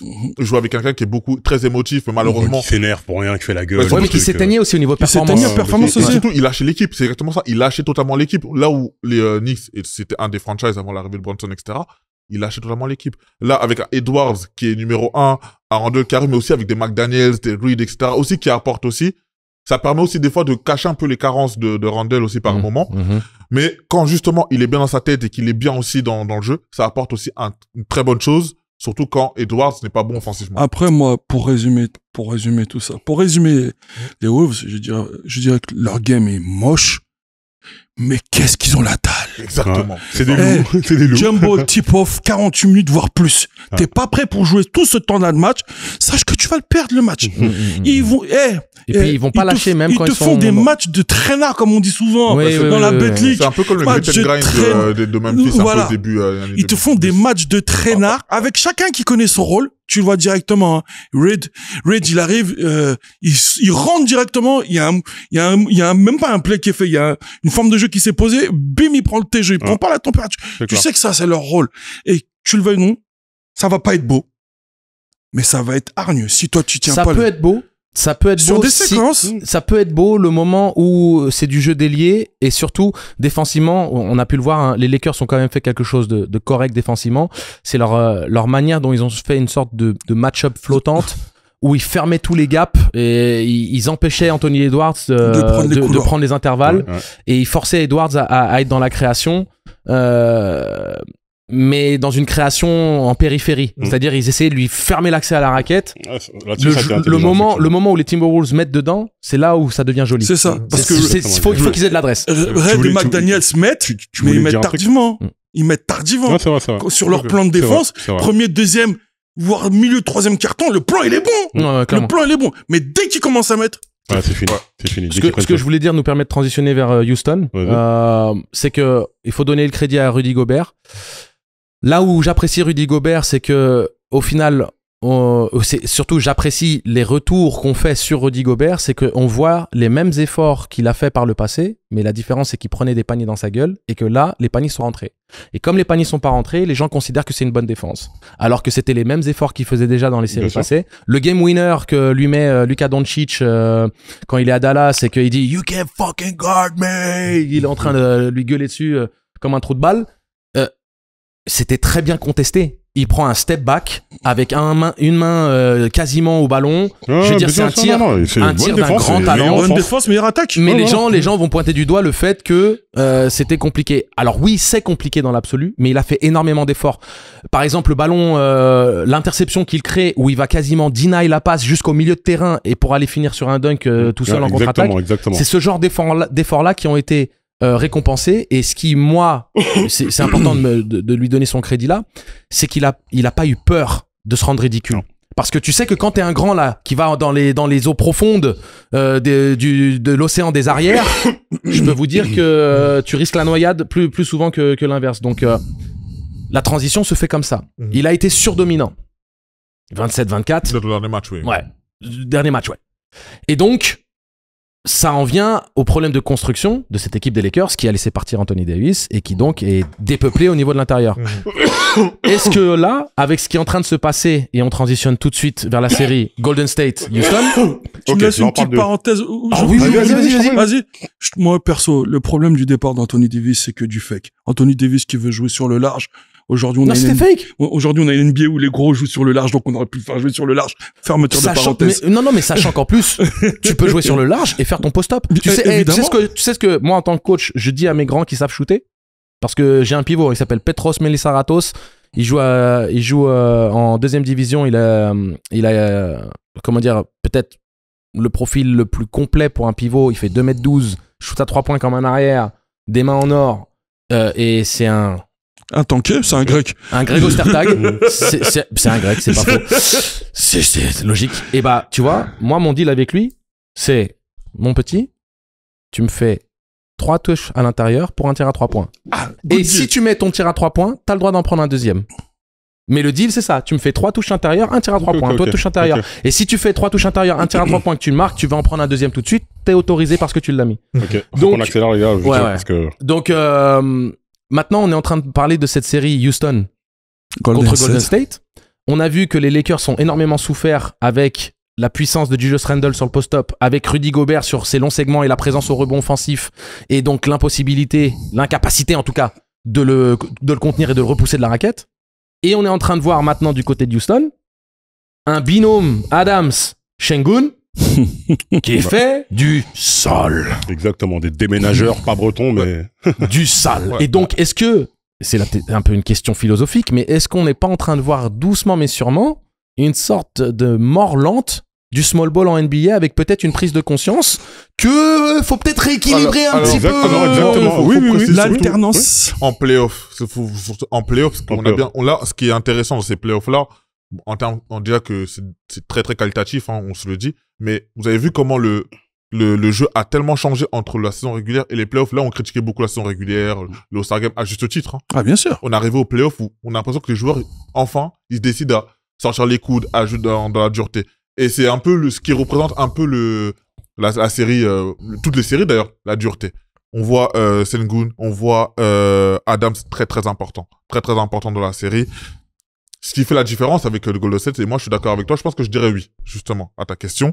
Là, on voit que les champions, Boston, à l'intérieur, c'est costaud, on voit qu'ils gagnent le titre. Jokic en 2023, c'était lui. En 2022, voilà, tout ça. Aaron Gordon. Voilà, tout ça. Pour moi, je suis d'accord avec toi. Pour juste répondre à ta question, je suis totalement d'accord avec toi. Ok. Ah, mais je te rejoins totalement. Pour moi, un basket total, c'est de l'alternative. Tu vois, c'est inside, outside. C'est ce qui permet d'avoir des couloirs Et d'aspiration. tu peux jouer small ball, hein. Et tu peux jouer small ball, mais il te faut ce point de fixation. Il te faut à un moment donné un minimum d'équilibre parce que les Warriors, on oublie, quand ils gagnent leur premier titre, Bogut. ils ont un gros Bogut dans la raquette. Bien sûr. Et il est blessé Qui est en là pour 2016. faire le sale boulot aussi.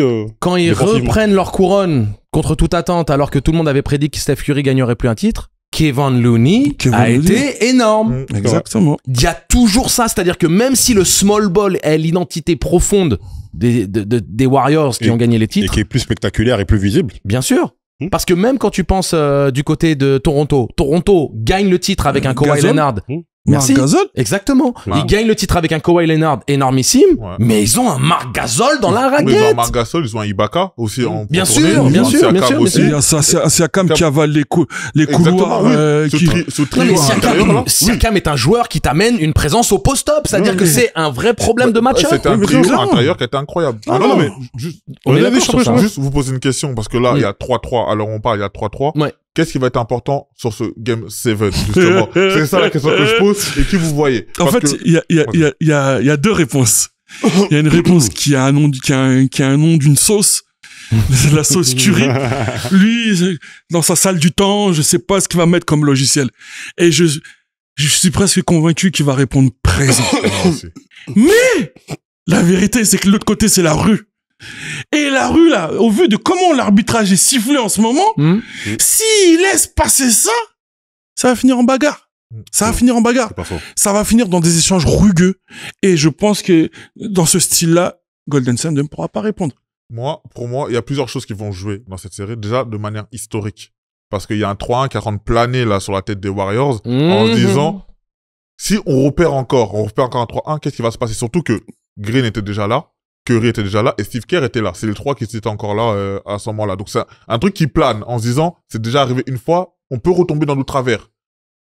Deuxièmement, Houston en 2018, ça c'est surtout pour la ville de Houston, ils attendent cette revanche-là, parce qu'en 2018, ils pensaient battre les Warriors. Et c'est les Donc, Warriors qui Game les seven. sortent. Ouais. Il Donc devait les on taper. a cette chose-là. Maintenant, la dynamique a changé le camp. À 3-1, la dynamique était les Warriors, ils vont finir la série assez vite, etc. On a vu le Game 5 qu'ils ont fait. Ils ont vu qu'ils étaient menés assez rapidement. Ah, ils ont laissé, on en a abandonné. ils ont benché. On a benché. Mais c'est du Steve Kerr, ça. Oui, Hein. voilà. C'est Steve Kerr, quand il est dépassé comme ça. Clairement. c'est déjà arrivé. Drapeau blanc, il laisse tomber, allez. C'est déjà finissez. arrivé. On voyait le Warriors sourire sur le banc, etc. C'était le troisième carton. Hein. On était même pas à la fin du match. Hein. Et justement, au Game 6, on s'est dit, ouais, les Warriors, ils vont arriver chez eux, ils vont clôturer la série, c'est terminé. Non, Houston est arrivé avec justement un Fred VanVleet incroyable pour moi, justement. Ça nous rappelle un peu ce qu'il faisait en 2019 À Toronto. Voilà, à Toronto. Hein. On se rappelle ce qu'il faisait. On va lui demander s'il a encore eu un enfant. Et hein. ça se trouve, je vois aussi. Et c'est lui où je veux mettre aussi l'attention aussi, parce que là, les deux derniers matchs, c'est lui l'arme offensive numéro 1 de ces Rockets-là. Et le facteur X aussi de ce match-là, ça va être Jalen Green. Parce que Jalen Green, il a réussi qu'un seul match sur les 6, alors que lui, il devait mettre beaucoup plus de points. Ouais, mais il a une débauche d'énergie. Voilà. Ils disent pas. Maintenant, une si débauche Jalen d'énergie. Green commence à scorer, à mettre ses points comme il doit le faire, Houston prendra le match pour moi. Flexta, j'ai une question pour toi. Flex. Flexta. Toi, tu crois plus à l'expérience des Warriors, et c'est pas le fait de construire l'argumentation sur l'expérience, que l'expérience ne justifie pas de tout. Toi, tu crois plus en l'expérience des Warriors avec le fait qu'un Steph Curry, tu le diminues une fois, 2 fois, mais pas 3. Et donc, cette salle du temps dont tu parles, c'est quelque chose à vraiment prendre en considération. Sachant aussi que je pense qu'il y a quand même quelques cartes à jouer du côté des Warriors et j'aimerais qu'on en discute. Est-ce que vous pensez qu'un Kuminga va peut-être sortir de la doghouse? Est-ce qu'un Kuminga qui n'a pas été utilisé lors du dernier match et qui fait une DNP n'est pas peut-être le profil qui manque un petit peu à ces Warriors? Parce qu'ils avaient besoin de quoi? Ils avaient besoin de densité physique, ils avaient besoin de présence au rebond, ils avaient besoin de jeu posté, ils avaient besoin d'alternance, ils avaient besoin d'un truc. Et Kuminga, même s'il est frustrant, oui, je sais, Warriors Nation, je le sais, il est frustrant Kuminga parce que ses positionnements défensifs sont aléatoires. Mais monsieur, votre question, c'est comment? Non, mais je vais te la poser là. Non, parce que je veux juste le dire. C'est important. C'est vrai qu'aussi, la balle, elle colle à ses mains un petit peu. Tu penses que Curry va faire du chef ou tu penses que c'est la fin d'un cycle? Parce que si les Warriors gagnent pas cette année, j'ai du mal à concevoir que l'année prochaine sera l'année avec un Butler toujours plus vieillissant et tout ça. Moi, je suis pour Houston, même si j'aime beaucoup les Warriors, mais je suis pour Houston et je pense que Curry va faire du Curry, mais Curry va perdre à cause de Draymond. Parce que Draymond ne se tient pas, il a pas ce truc malin d'expérience, etc. Il refait encore ces trucs de bébête là. Tu penses pas qu'il devait se faire éjecter du match pour la baffe qu'il a mis à Green? Mais complètement. Première action du match, hein. Mais complètement. Rappelé, hein. Pour moi, il doit se faire éjecter. Mais c'est pour ça que je te dis, Fin du match. Il aura déjà coûté un titre. Au niveau de la tête, frère, salam. Mais en plus, il se passe rien. Green ne fait absolument rien. L'autre Green, hein. L'autre Green ne fait absolument rien qui justifie cette saute d'humeur. Je te dis, Draymond va leur coûter cette série. Et si c'est pas cette série-là, ce sera la suivante. Parce que lui, il est pas concentré dans sa tête. Je sais pas son rôle de bad boy qu'il essaie de se jouer, je sais pas quoi. À l'intérieur, moi, j'aime beaucoup ce que propose Steven Adams, juste par sa présence défensive, au niveau des rebonds, au niveau des dunks, au niveau des écrans, etc. Non? Plus 53 sur la série. Mais il change la série. Hein. Quand l'homme est sur le terrain, les Rockets sont à plus 53. Moi, je te cache pas qu'il y a 2 ans, quand j'ai appris que Adams était dans les disponibilités, j'ai dit, faut aller regarder à Boston, il faut aller chercher ça. C'est vrai. C'est vrai que, non, mais là, après, ils auraient fini le jeu. Oui. Mais quand Memphis a pris la décision de laisser partir Adams, j'ai pas compris. J'étais vert. Mais déjà ça. Mais quand ils ont laissé partir Dillon Brooks, parce que je te promets que Dillon Brooks, l'impact défensif qu'il a, au début, c'est un joueur que j'aimais pas trop, mais j'ai appris à l'aimer parce que j'aime bien. C'est un défenseur qui va. Il s'en fiche, il va s'afficher, il va tomber, il va se faire crosser, mais au moins il y va. Quand il aime pas un mec, il le montre. Il fait le gamin, il essaie de le déstabiliser mais c'est un du terrain. Dans le J'aime ce genre de profil-là. Et c'est important parce que faut aussi donner ses fleurs à Ime Udoka, qui coach très bien cette équipe et qui arrive bien à les maîtriser. Il a des chiens enragés là. Et tu sens que c'est le maître qui peut les maîtriser en un claquement de doigts. Exactement. Tu vois ce que je veux dire? Il est obligé de reprouver, hein, et malheureusement, avec ce qui s'est passé à Boston. Mais je pense pas que ça joue un rôle. C'était pas terrain pour le coup. Mais ça joue pas un rôle. Parce que c'est son identité. Oui, c'est son identité. Juge, j'ai fini. Et je pense que ça lui a mis un coup. Parce que, il était à Boston. Je pense que le titre, on l'a. Oui, bien sûr. On l'a avec son identité qui était fort plaisante. Oui. En plus, qui était très fort plaisante. En plus, il célèbre avec Nia Long à ses côtés, tu vois. Donc, encore plus. Tu vois, elle était fort plaisante. Donc, quelque part, il a disparu du game pendant 1 an. Il avait la dalle. Ouais. Et le projet que Houston lui propose lui convient à merveille. Non, mais il a reconstruit, hein, parce que ça s'est pas fait juste cette année. Ça s'est pas fait en 1 an. Il avait des jeunes loups. Il leur a montré ce que c'était d'avoir faim, comme lui, il a pu l'être quand il était joueur. Bah, lui, c'était un genre de rôle qui n'amenait que cette dureté, cette énergie-là. Houston aussi, à quel niveau ils étaient quand lui, il était arrivé. Hein. C'est ça. Donc, dans les bas-fonds de l'NBA, les bas-fonds, il a fait un vrai boulot, il faut lui rendre hommage. Moi, je te rejoins là-dessus, c'est toutes les adaptations défensives qu'il fait à chaque carton. C'est ouf. Voilà. C'est ça où je vois. Si tu regardes, tu kiffes. il s'adapte. Chaque carton, il change la défense pour justement déstabiliser aussi l'attaque de Golden State, mais aussi, il sait. Mais pour l'instant, pour moi, il a coaché Steve Kerr. Hein. Mais bien, voilà, c'est exactement ce que j'allais dire.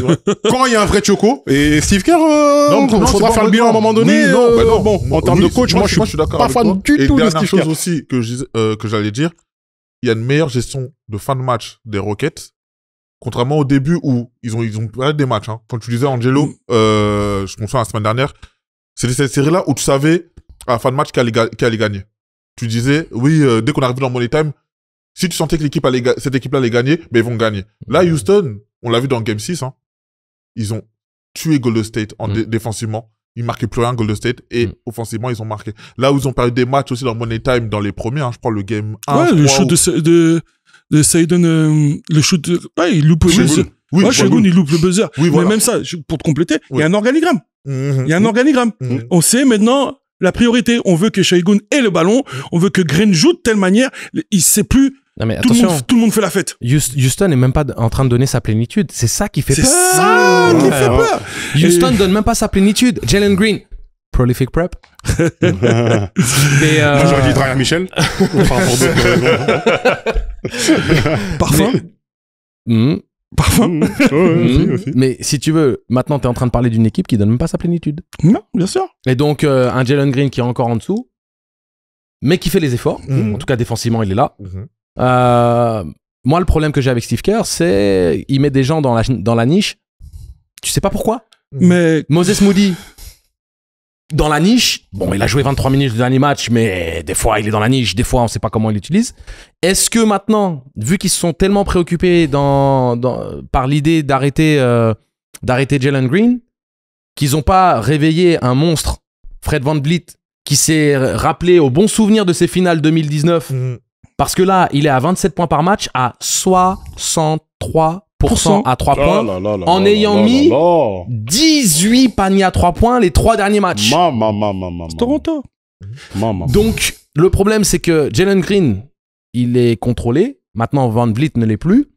Est-ce que tu sors pas, si t'es Golden State, la carte Moses Moody pour essayer d'alterner un peu, parce que Gary Payton II, il est plus Payton. Bah, le problème de Steve Kerr, justement, pour répondre à ta question, c'est que adaptation défensive, pour moi, il manque quelque chose à Steve Kerr. Pour moi, Steve Kerr, je le dis honnêtement, il a beaucoup joué sur le fait que son équipe était déjà très très forte. Pour moi, tout ce qui est dans toute tactique, schéma tactique, etc., moi j'ai beaucoup de mal avec lui. J'ai envie de voir qu'est-ce qu'il va faire dans le Game 7, s'adapter, changer quelque chose, parce qu'ils doivent changer quelque chose, clairement, parce que s'il continue comme ça, la dynamique est de côté du Mais moi, comme je dis, j'ai un problème avec Steve Kerr de ce côté-là. Tu vois, Udoka, je sais clairement que ça aurait été lui, il aurait changé quelque chose depuis longtemps. Moi, j'ai un problème avec Steve Kerr de ce côté-là.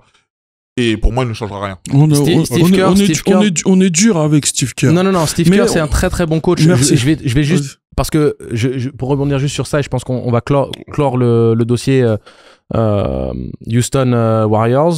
Fred VanVleet, le gros homme, il faut rappeler une fois de plus, de la situation.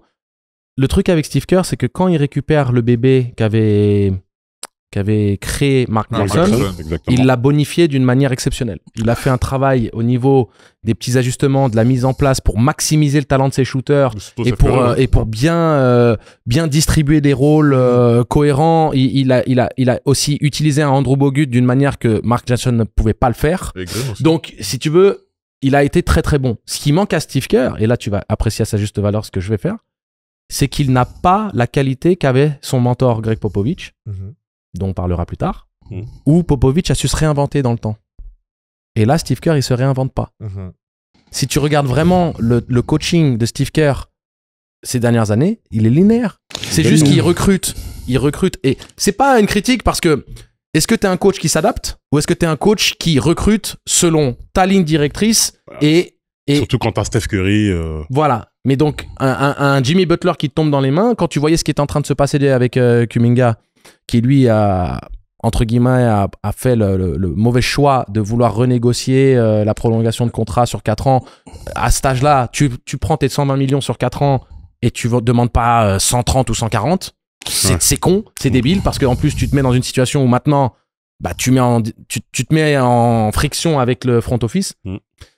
L'arrivée de Jimmy Butler a un petit peu scellé le sort de Kuminga à l'heure actuelle. Bien sûr. Mais il y a pas de réinvention dans le coaching de la part de Steve Kerr et je pense que c'est peut-être ça le plus gros problème, mais avoir le match 7. Ok. Ne sous-estimons pas le cœur d'un champion, ça te va? Exactement. Ah ouais. Exactement. Écoutez, Clippers, parlons de la dernière série et l'une de nos séries préférées. Je peux c'était déjà la plus dire. belle à l'ouest. Hein. Voilà, bon, vous voyez, vous savez, la casquette, tout ça. Jusqu'à ce match-là. Oui. Encore une faute professionnelle. Justement. Clippers, Denver, qui a vu les Denver Nuggets l'emporter. Très belle série. On a vu un Kawhi dantesque. On a vu un Chef Harden des grands soirs. Comme on l'a connu. Tu parles du dernier game? Houston. Non, Pas de la série. sur la série. Là, parle de Là, je parle de la série. Je parle de la série. Ok. Toi, tu vas le demander. Avec Norman Powell. J'attends, j'ai envie. En très bon Tarde pas. troisième arme. Zubac même avant. Zubac aussi. De toute façon, on en a parlé déjà de la Pour moi, série. après Kawhi, Mais c'est après, voilà. Zubac, l'homme fort de la team. Alors, on est d'accord. Clairement. Après, clairement, Jokic, ce Mais, qu'il fait sur cette série-là. tu joues un joueur cheaté. Voilà, je laisse Cook, mais... Non, Ouais, vas-y, non, demande-le. Pas de soucis, je laisse Demande-le. Attends, Non, demande-le. Là, on va parler de quoi? Est-ce qu'on parle de la série ou on parle, comme tu dis, du Game 7? Parce que là, on peut couper les choses en deux. Moi, je parle du Game 7 et je pense que... Avant de parler de la série, Par la série. moi j'allais dire, parlons de ce Game 7. La Oui, série, justement. on sait que c'est terminé, Ok, on sait voilà. que les Alors, Nuggets... on parle Parlons du Game 7. Parlons du Game 7. La série, on en a déjà suffisamment Ok. parlé, je pense, dans l'absolu. On avait présenté les choses. Ok, on va Donc- parler du Game 7. Moi, personnellement, je le dis, j'avais annoncé 4-3 Clippers. Je ne vais même pas mentir, vous le savez très bien. C'est documenté. Mais j'avais oublié que nous avions dans cette équipe-là le choker en chef. Celui, à chaque fois qu'il y a un match très serré, un Game 7 ou qui dit que c'est une superstar ou quoi que ce soit, il se chie dessus clairement. Et je parle de James Harden. Ah. Encore une fois, un James Harden, il est grandement fautif dans ce Game 7. Il y a des gens qui sont fautifs, les Clippers en général. Mais je suis désolé, hein. Quand tu t'appelles James Harden, que t'es MVP, que t'as fait des saisons incroyables, t'as tourné à des 35 points de moyenne, quoi que ce soit, tu nous mets 7 points sur le match le plus important de l'année. Alors que sur cette série-là, hein, t'es très bon, etc. Pour moi, encore une fois, il avait déjà fait Game 7 en 2023 contre, je crois que c'était Boston. Hein. Il met 9 points déjà. Là, il refait 7 points. Je suis désolé. Hein. Je m'excuse, hein, parce que même moi, je pensais que les Clippers allaient gagner, mais j'avais oublié ce détail très important que le choker Harden est de retour. Pour moi, je l'ai à travers la gorge parce que pour moi, là, c'est une faute incroyable qui refait encore à nouveau. Et ça va juste sur la legacy, hein, un James Harden comme ça. Bien sûr. Un Leonard qui met 22 points, mais malheureusement qui n'a pas pesé dans le match.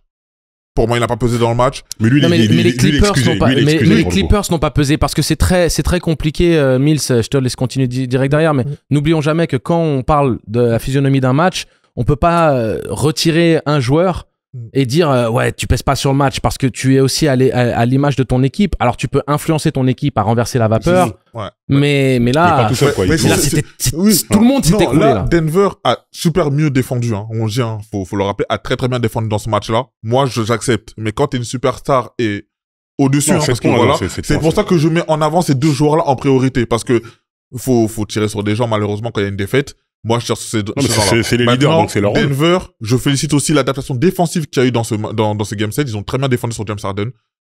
Les joueurs de rôle, très très important parce que Jokic... Qu'est-ce qu'ils ont fait différemment? Parce que tu dis ils ont très bien défendu. Pour toi, c'était quoi l'adaptation? Justement, Harden, ils ont empêché justement de faire son jeu. Tu parles sur les pick and roll? Ils ont empêché la création. Ouais, la création. Ils ont limité la création d'Harden parce qu'on sait très bien que Harden, il a même à 13 passes, mais c'est pas ce qu'on attendait d'Harden. Il a 13 passes, mais il a empêché réellement de pouvoir se mettre en forme en termes de shoot, en termes de points. C'est là où je trouve que ça a été important pour Denver. Michael Porter Jr., on en parlait au début de la série. On trouvait qu'il n'avait pas assez d'apport. Il a apporté dans Game 7. Aaron Gordon, on a beaucoup parlé de lui. Il a apporté dans le match. Christian Brown, on a parlé aussi de lui aussi. Très important aussi dans ce Game 7. Et Russell Westbrook, qui était revenu de blessure, parce qu'à moi, il était blessé. Il a aussi beaucoup apporté. Là, on voit la densité de cette équipe-là de Denver. Ça nous rappelle un peu l'équipe il y a 2 ans, quand ils gagnent le titre en 2023. Une densité et un Game 7 totalement maîtrisé de bout en bout. Et chapeau, franchement, à Denver. qui a fait peut-être le meilleur match leur meilleur match de la série, en tout cas, au meilleur moment. Pour moi, Je suis pas d'accord avec le fait que ce soit leur meilleur match. Je te dis juste que... pour moi, les Clips étaient dans le cercueil après le buzzer beater d'Aaron Gordon. Ouais. Les Clips étaient dans le cercueil après le buzzer beater d'Aaron Gordon. Tu vois comment ils rentrent sur le match suivant. Tu sais que ils ont pris un sacré coup sur la tête. Et tu parles de James Harden. James Harden, c'est le même problème que Doncic. Même problème que Doncic. Si tu le fais jouer, si tu lui empêches de prendre son rythme de jeu, il va déjouer, il va être plus dans la passe. 13 passes, excusez-moi, encore une fois, je ne connais pas beaucoup de joueurs qui font 13 points. Ça veut dire potentiellement, il apporte 26 points minimum. Mais le problème, c'est que, et c'est un problème récurrent chez les Clips, c'est que on parle souvent de seconde unit ou des gars qui viennent apporter certaines pierres à l'édifice. Mais l'équipe n'est pas stable. L'équipe n'est pas stable. On a un Kawhi à 80%, à 70% même. J'ai suivi Kawhi. Est-ce que vous avez déjà vu Kawhi être baissé comme ça sur ses genoux? Non, j'ai vu Kawhi là. Ouais, Kawhi, il est sans émotion. C'est Kawhi. C'est pas un C16, c'est pas un C17. C'est un cyborg. Et là, tu vois qu'il est pas là. Il est pas là physiquement, il est pas à sa forme optimale. Ouais, donc du coup, ça devient tu vois là. Et on est content. Oui. Nous en tant que fans de le revoir sur le terrain. Mais quand t'arrives sur ces guerres de tranchées avec une équipe, une bête blessée. Denver, c'est une bête blessée. Exactement. Le limogeage du coach les a tous blessés. Les a tous touchés, peut-être sauf Westbrook. Mais on sait pas. Non, parce que, attends, Mike Malone, il a été un grand défenseur de Westbrook. Oui. Et c'est un coach qui est très proche de ses joueurs. Quand je vois toute la communication qu'il y a, il est très proche de ses joueurs. Donc, quand tu perds un gars comme ça juste avant la guerre, voilà, tu dis ça va être chaud. Et quand tu vois, quand ils reviennent après chaque défaite, le mindset, moi, Jokic, on sait ce qu'il est, mais la position de leader qu'il avait là. Moi, j'ai envie de mettre une vraie faute technique à Jokic. Une vraie faute technique. Et il a une moule comme ça que la physionomie du match était tellement dégueulasse que les Clippers... Ok, c'est bon. Je sais de quoi tu veux parler. Vas-y. Elle était tellement dégueulasse, la physionomie de ce match, qu'il n'en paye pas le prix. Tu prends ta 3e faute. Nicolas, Yebote. Tu prends ta 3e faute. 10 secondes plus tard, tu mets un taquet à Zubac qui veut essayer de marquer alors que tu sais pertinemment que tu viens de prendre ta 3e. Tu le sais. Ouais, t'es Nicolas Jokic. Il met un taquet. 4e faute. David Adelman, avec ta tête de Teletubby là. Non, monsieur. On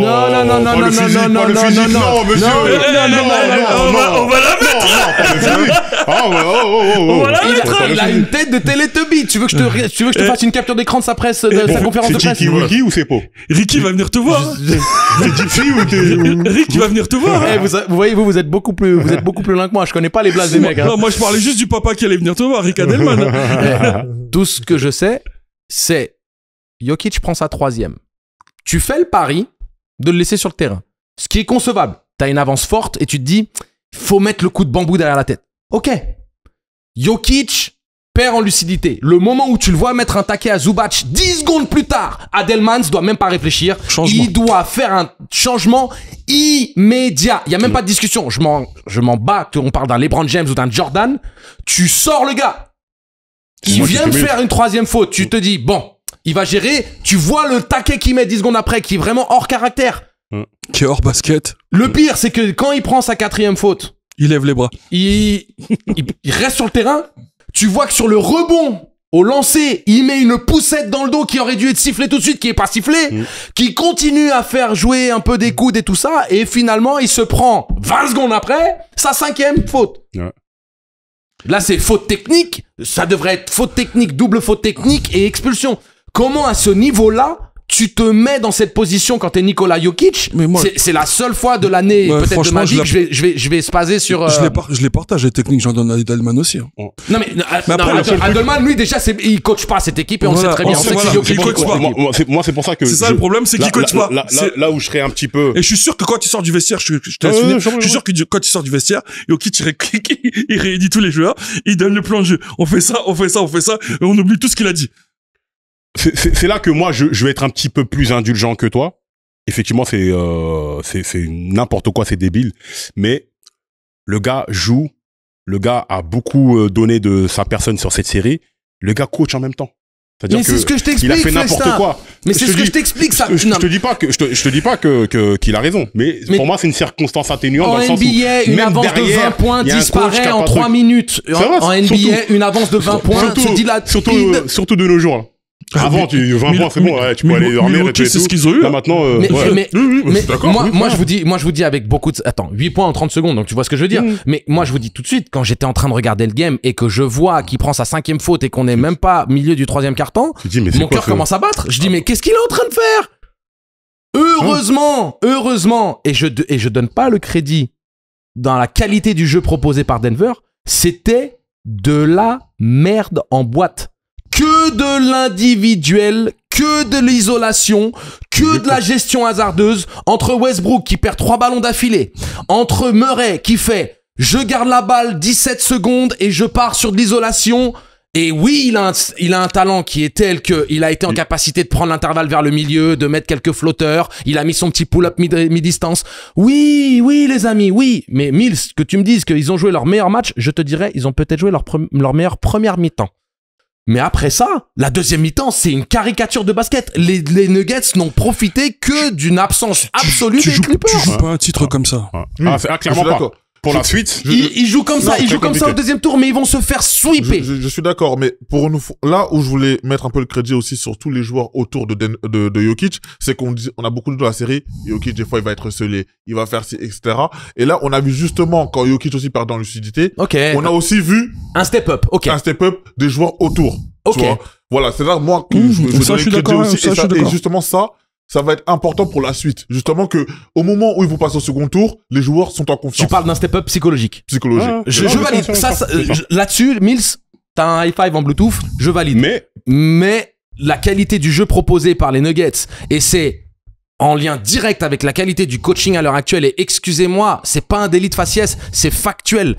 Comment est-ce que toi, tu autorises 3 pertes de balles d'affilée parce que t'es à plus 25 alors que Jokic vient de faire sa cinquième faute personnelle? Déjà, le fait que Jokic ait fait 5 fautes personnelles, pour moi, Mais monsieur, je suis propriétaire de la franchise, Monsieur, faut pas s'énerver.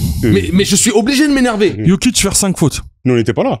Mais C'est- il fait 5 fautes avec 17 minutes à Non, jouer. mais c'est de la folie, c'est de la folie. Mais, C'est de la folie, mais parce qu'on parle, on dirait Mais qu'ils ont attention, perdu. Ils ont attention. remporté le match. Hein. attention, Ils ont gagné. wesh les Clippers.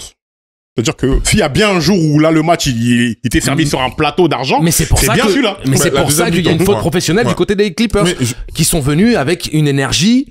Il y avait Pour nous, je sais pas ce qui s'est passé. mais rien. Bon. c'est pour ça que je parle vraiment du choke, parce que en tant qu'aussi leader, pour moi, le Kawhi, les James Harden, en tant que leader, c'est là aussi ils ont été absents. En dehors du jeu, mais il y a eu aucune révolte.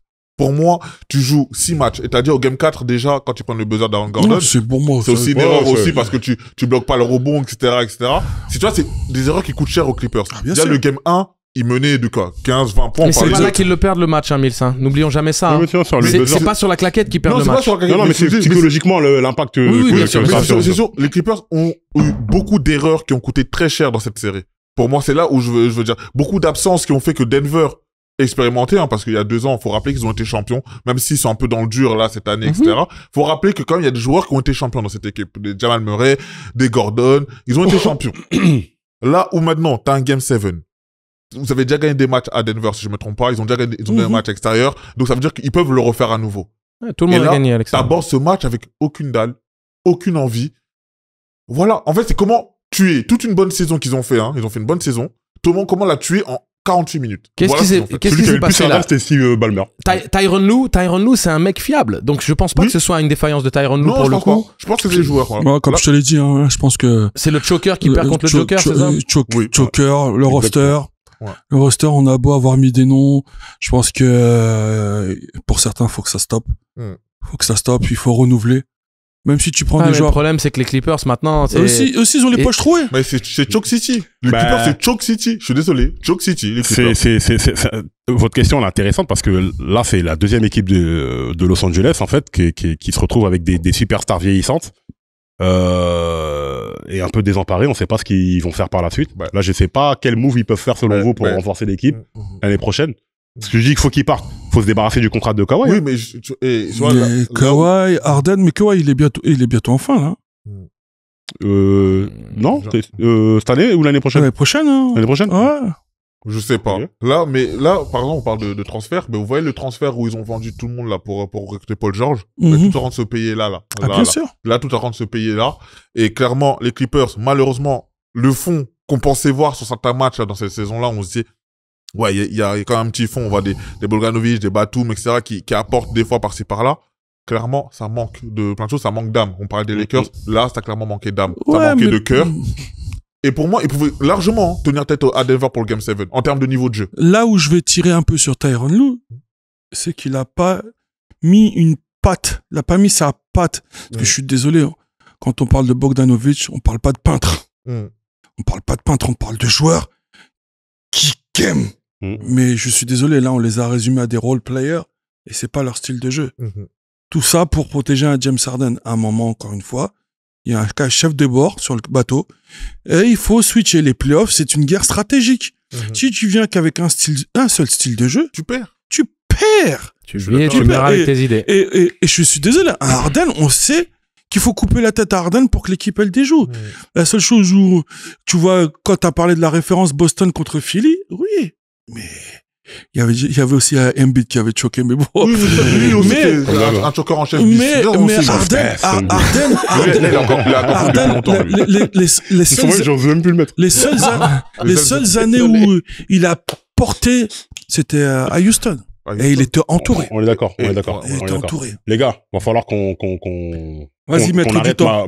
malheureusement. Toutes les bonnes choses ont une fin. On n'a évidemment pas parlé de la série OKC contre Memphis parce qu'on en avait déjà parlé mais de toute et que façon, la série est terminée. Donc, Ouais, Du coup- les deux tops de Moi, que série, ce soit les deux Miami, tu peux Ouais. en finir. les ce soit la deux conf- têtes de série, on... Oh, ils ont fait le boulot. Voilà, ça s'est expédié, Balayé. etc. Donc, donc, il y aura une bonne demi-finale. c'est de bon augure pour la suite. Mhm. Évidemment, on reviendra pour parler des autres match-ups, des autres séries, de ce qui va se passer. On reviendra aussi sur ce qui se passe ce soir avec le match 7 entre les Warriors et Houston. La guerre. On parlera évidemment d'Euroleague. Les gars, merci pour cette émission. C'était vraiment animé, c'était Eh, les gars, c'était costaud. vous avez pas utilisé votre temps mort, hein. Moi, j'ai Non. pas non, faut pas Non, l'utiliser. non. Eh, moi, je dis juste, vous avez pas utilisé votre temps mort, hein. Non, pas besoin, pas J'ai été besoin. le seul à oser. Ok. Temps mort.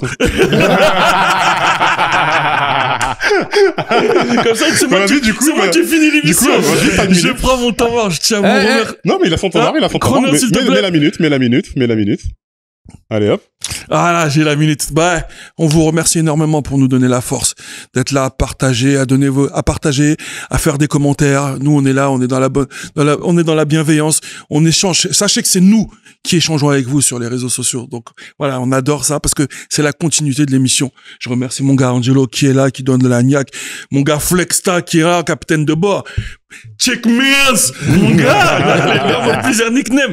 Et tous les consultants qui viennent pour animer ce programme-là, parce que c'est fait par nous, pour nous et pour vous, les gars. Donc, sans vous, Thomas n'existerait pas. C'est tout ce que j'ai à dire. Eh, le gars, t'as 30 secondes. Eh, tu veux utiliser les 30 secondes de ton coéquipier? T'as quelque chose à dire, Mille? Vas-y, hein. Moi, je le dis clairement, c'est que le début. Il y a plein de choses qui nous attendent par la suite. Continuez de partager, de supporter. On voit les messages de soutien qu'on voit sur n'importe quel réseau, que ce soit Instagram, Twitter, YouTube, etc. Il y a du lourd qui va arriver. Une bonne équipe qui est là. Mousse, on n'a pas... Première fois qu'on bosse ensemble, c'est parfait. T'inquiète. Génial. On va continuer comme ça. Big up à Temps Mort Show. Le reste arrive. @ Ok. Tom Marchaud sur toutes les plateformes. Vous savez, vous avez plus d'excuses, hein, maintenant. hein. Exactement. Abonnez-vous, s'il vous plaît, partagez, c'est très très important. Ça fait youtubeur de le dire comme ça, mais abonnez-vous, partagez, relayez, essayez de faire en sorte que le programme grandisse et voilà, on essaiera d'accomplir de grandes choses. Et Mick Mills, il est célibataire. Hein. Il fait-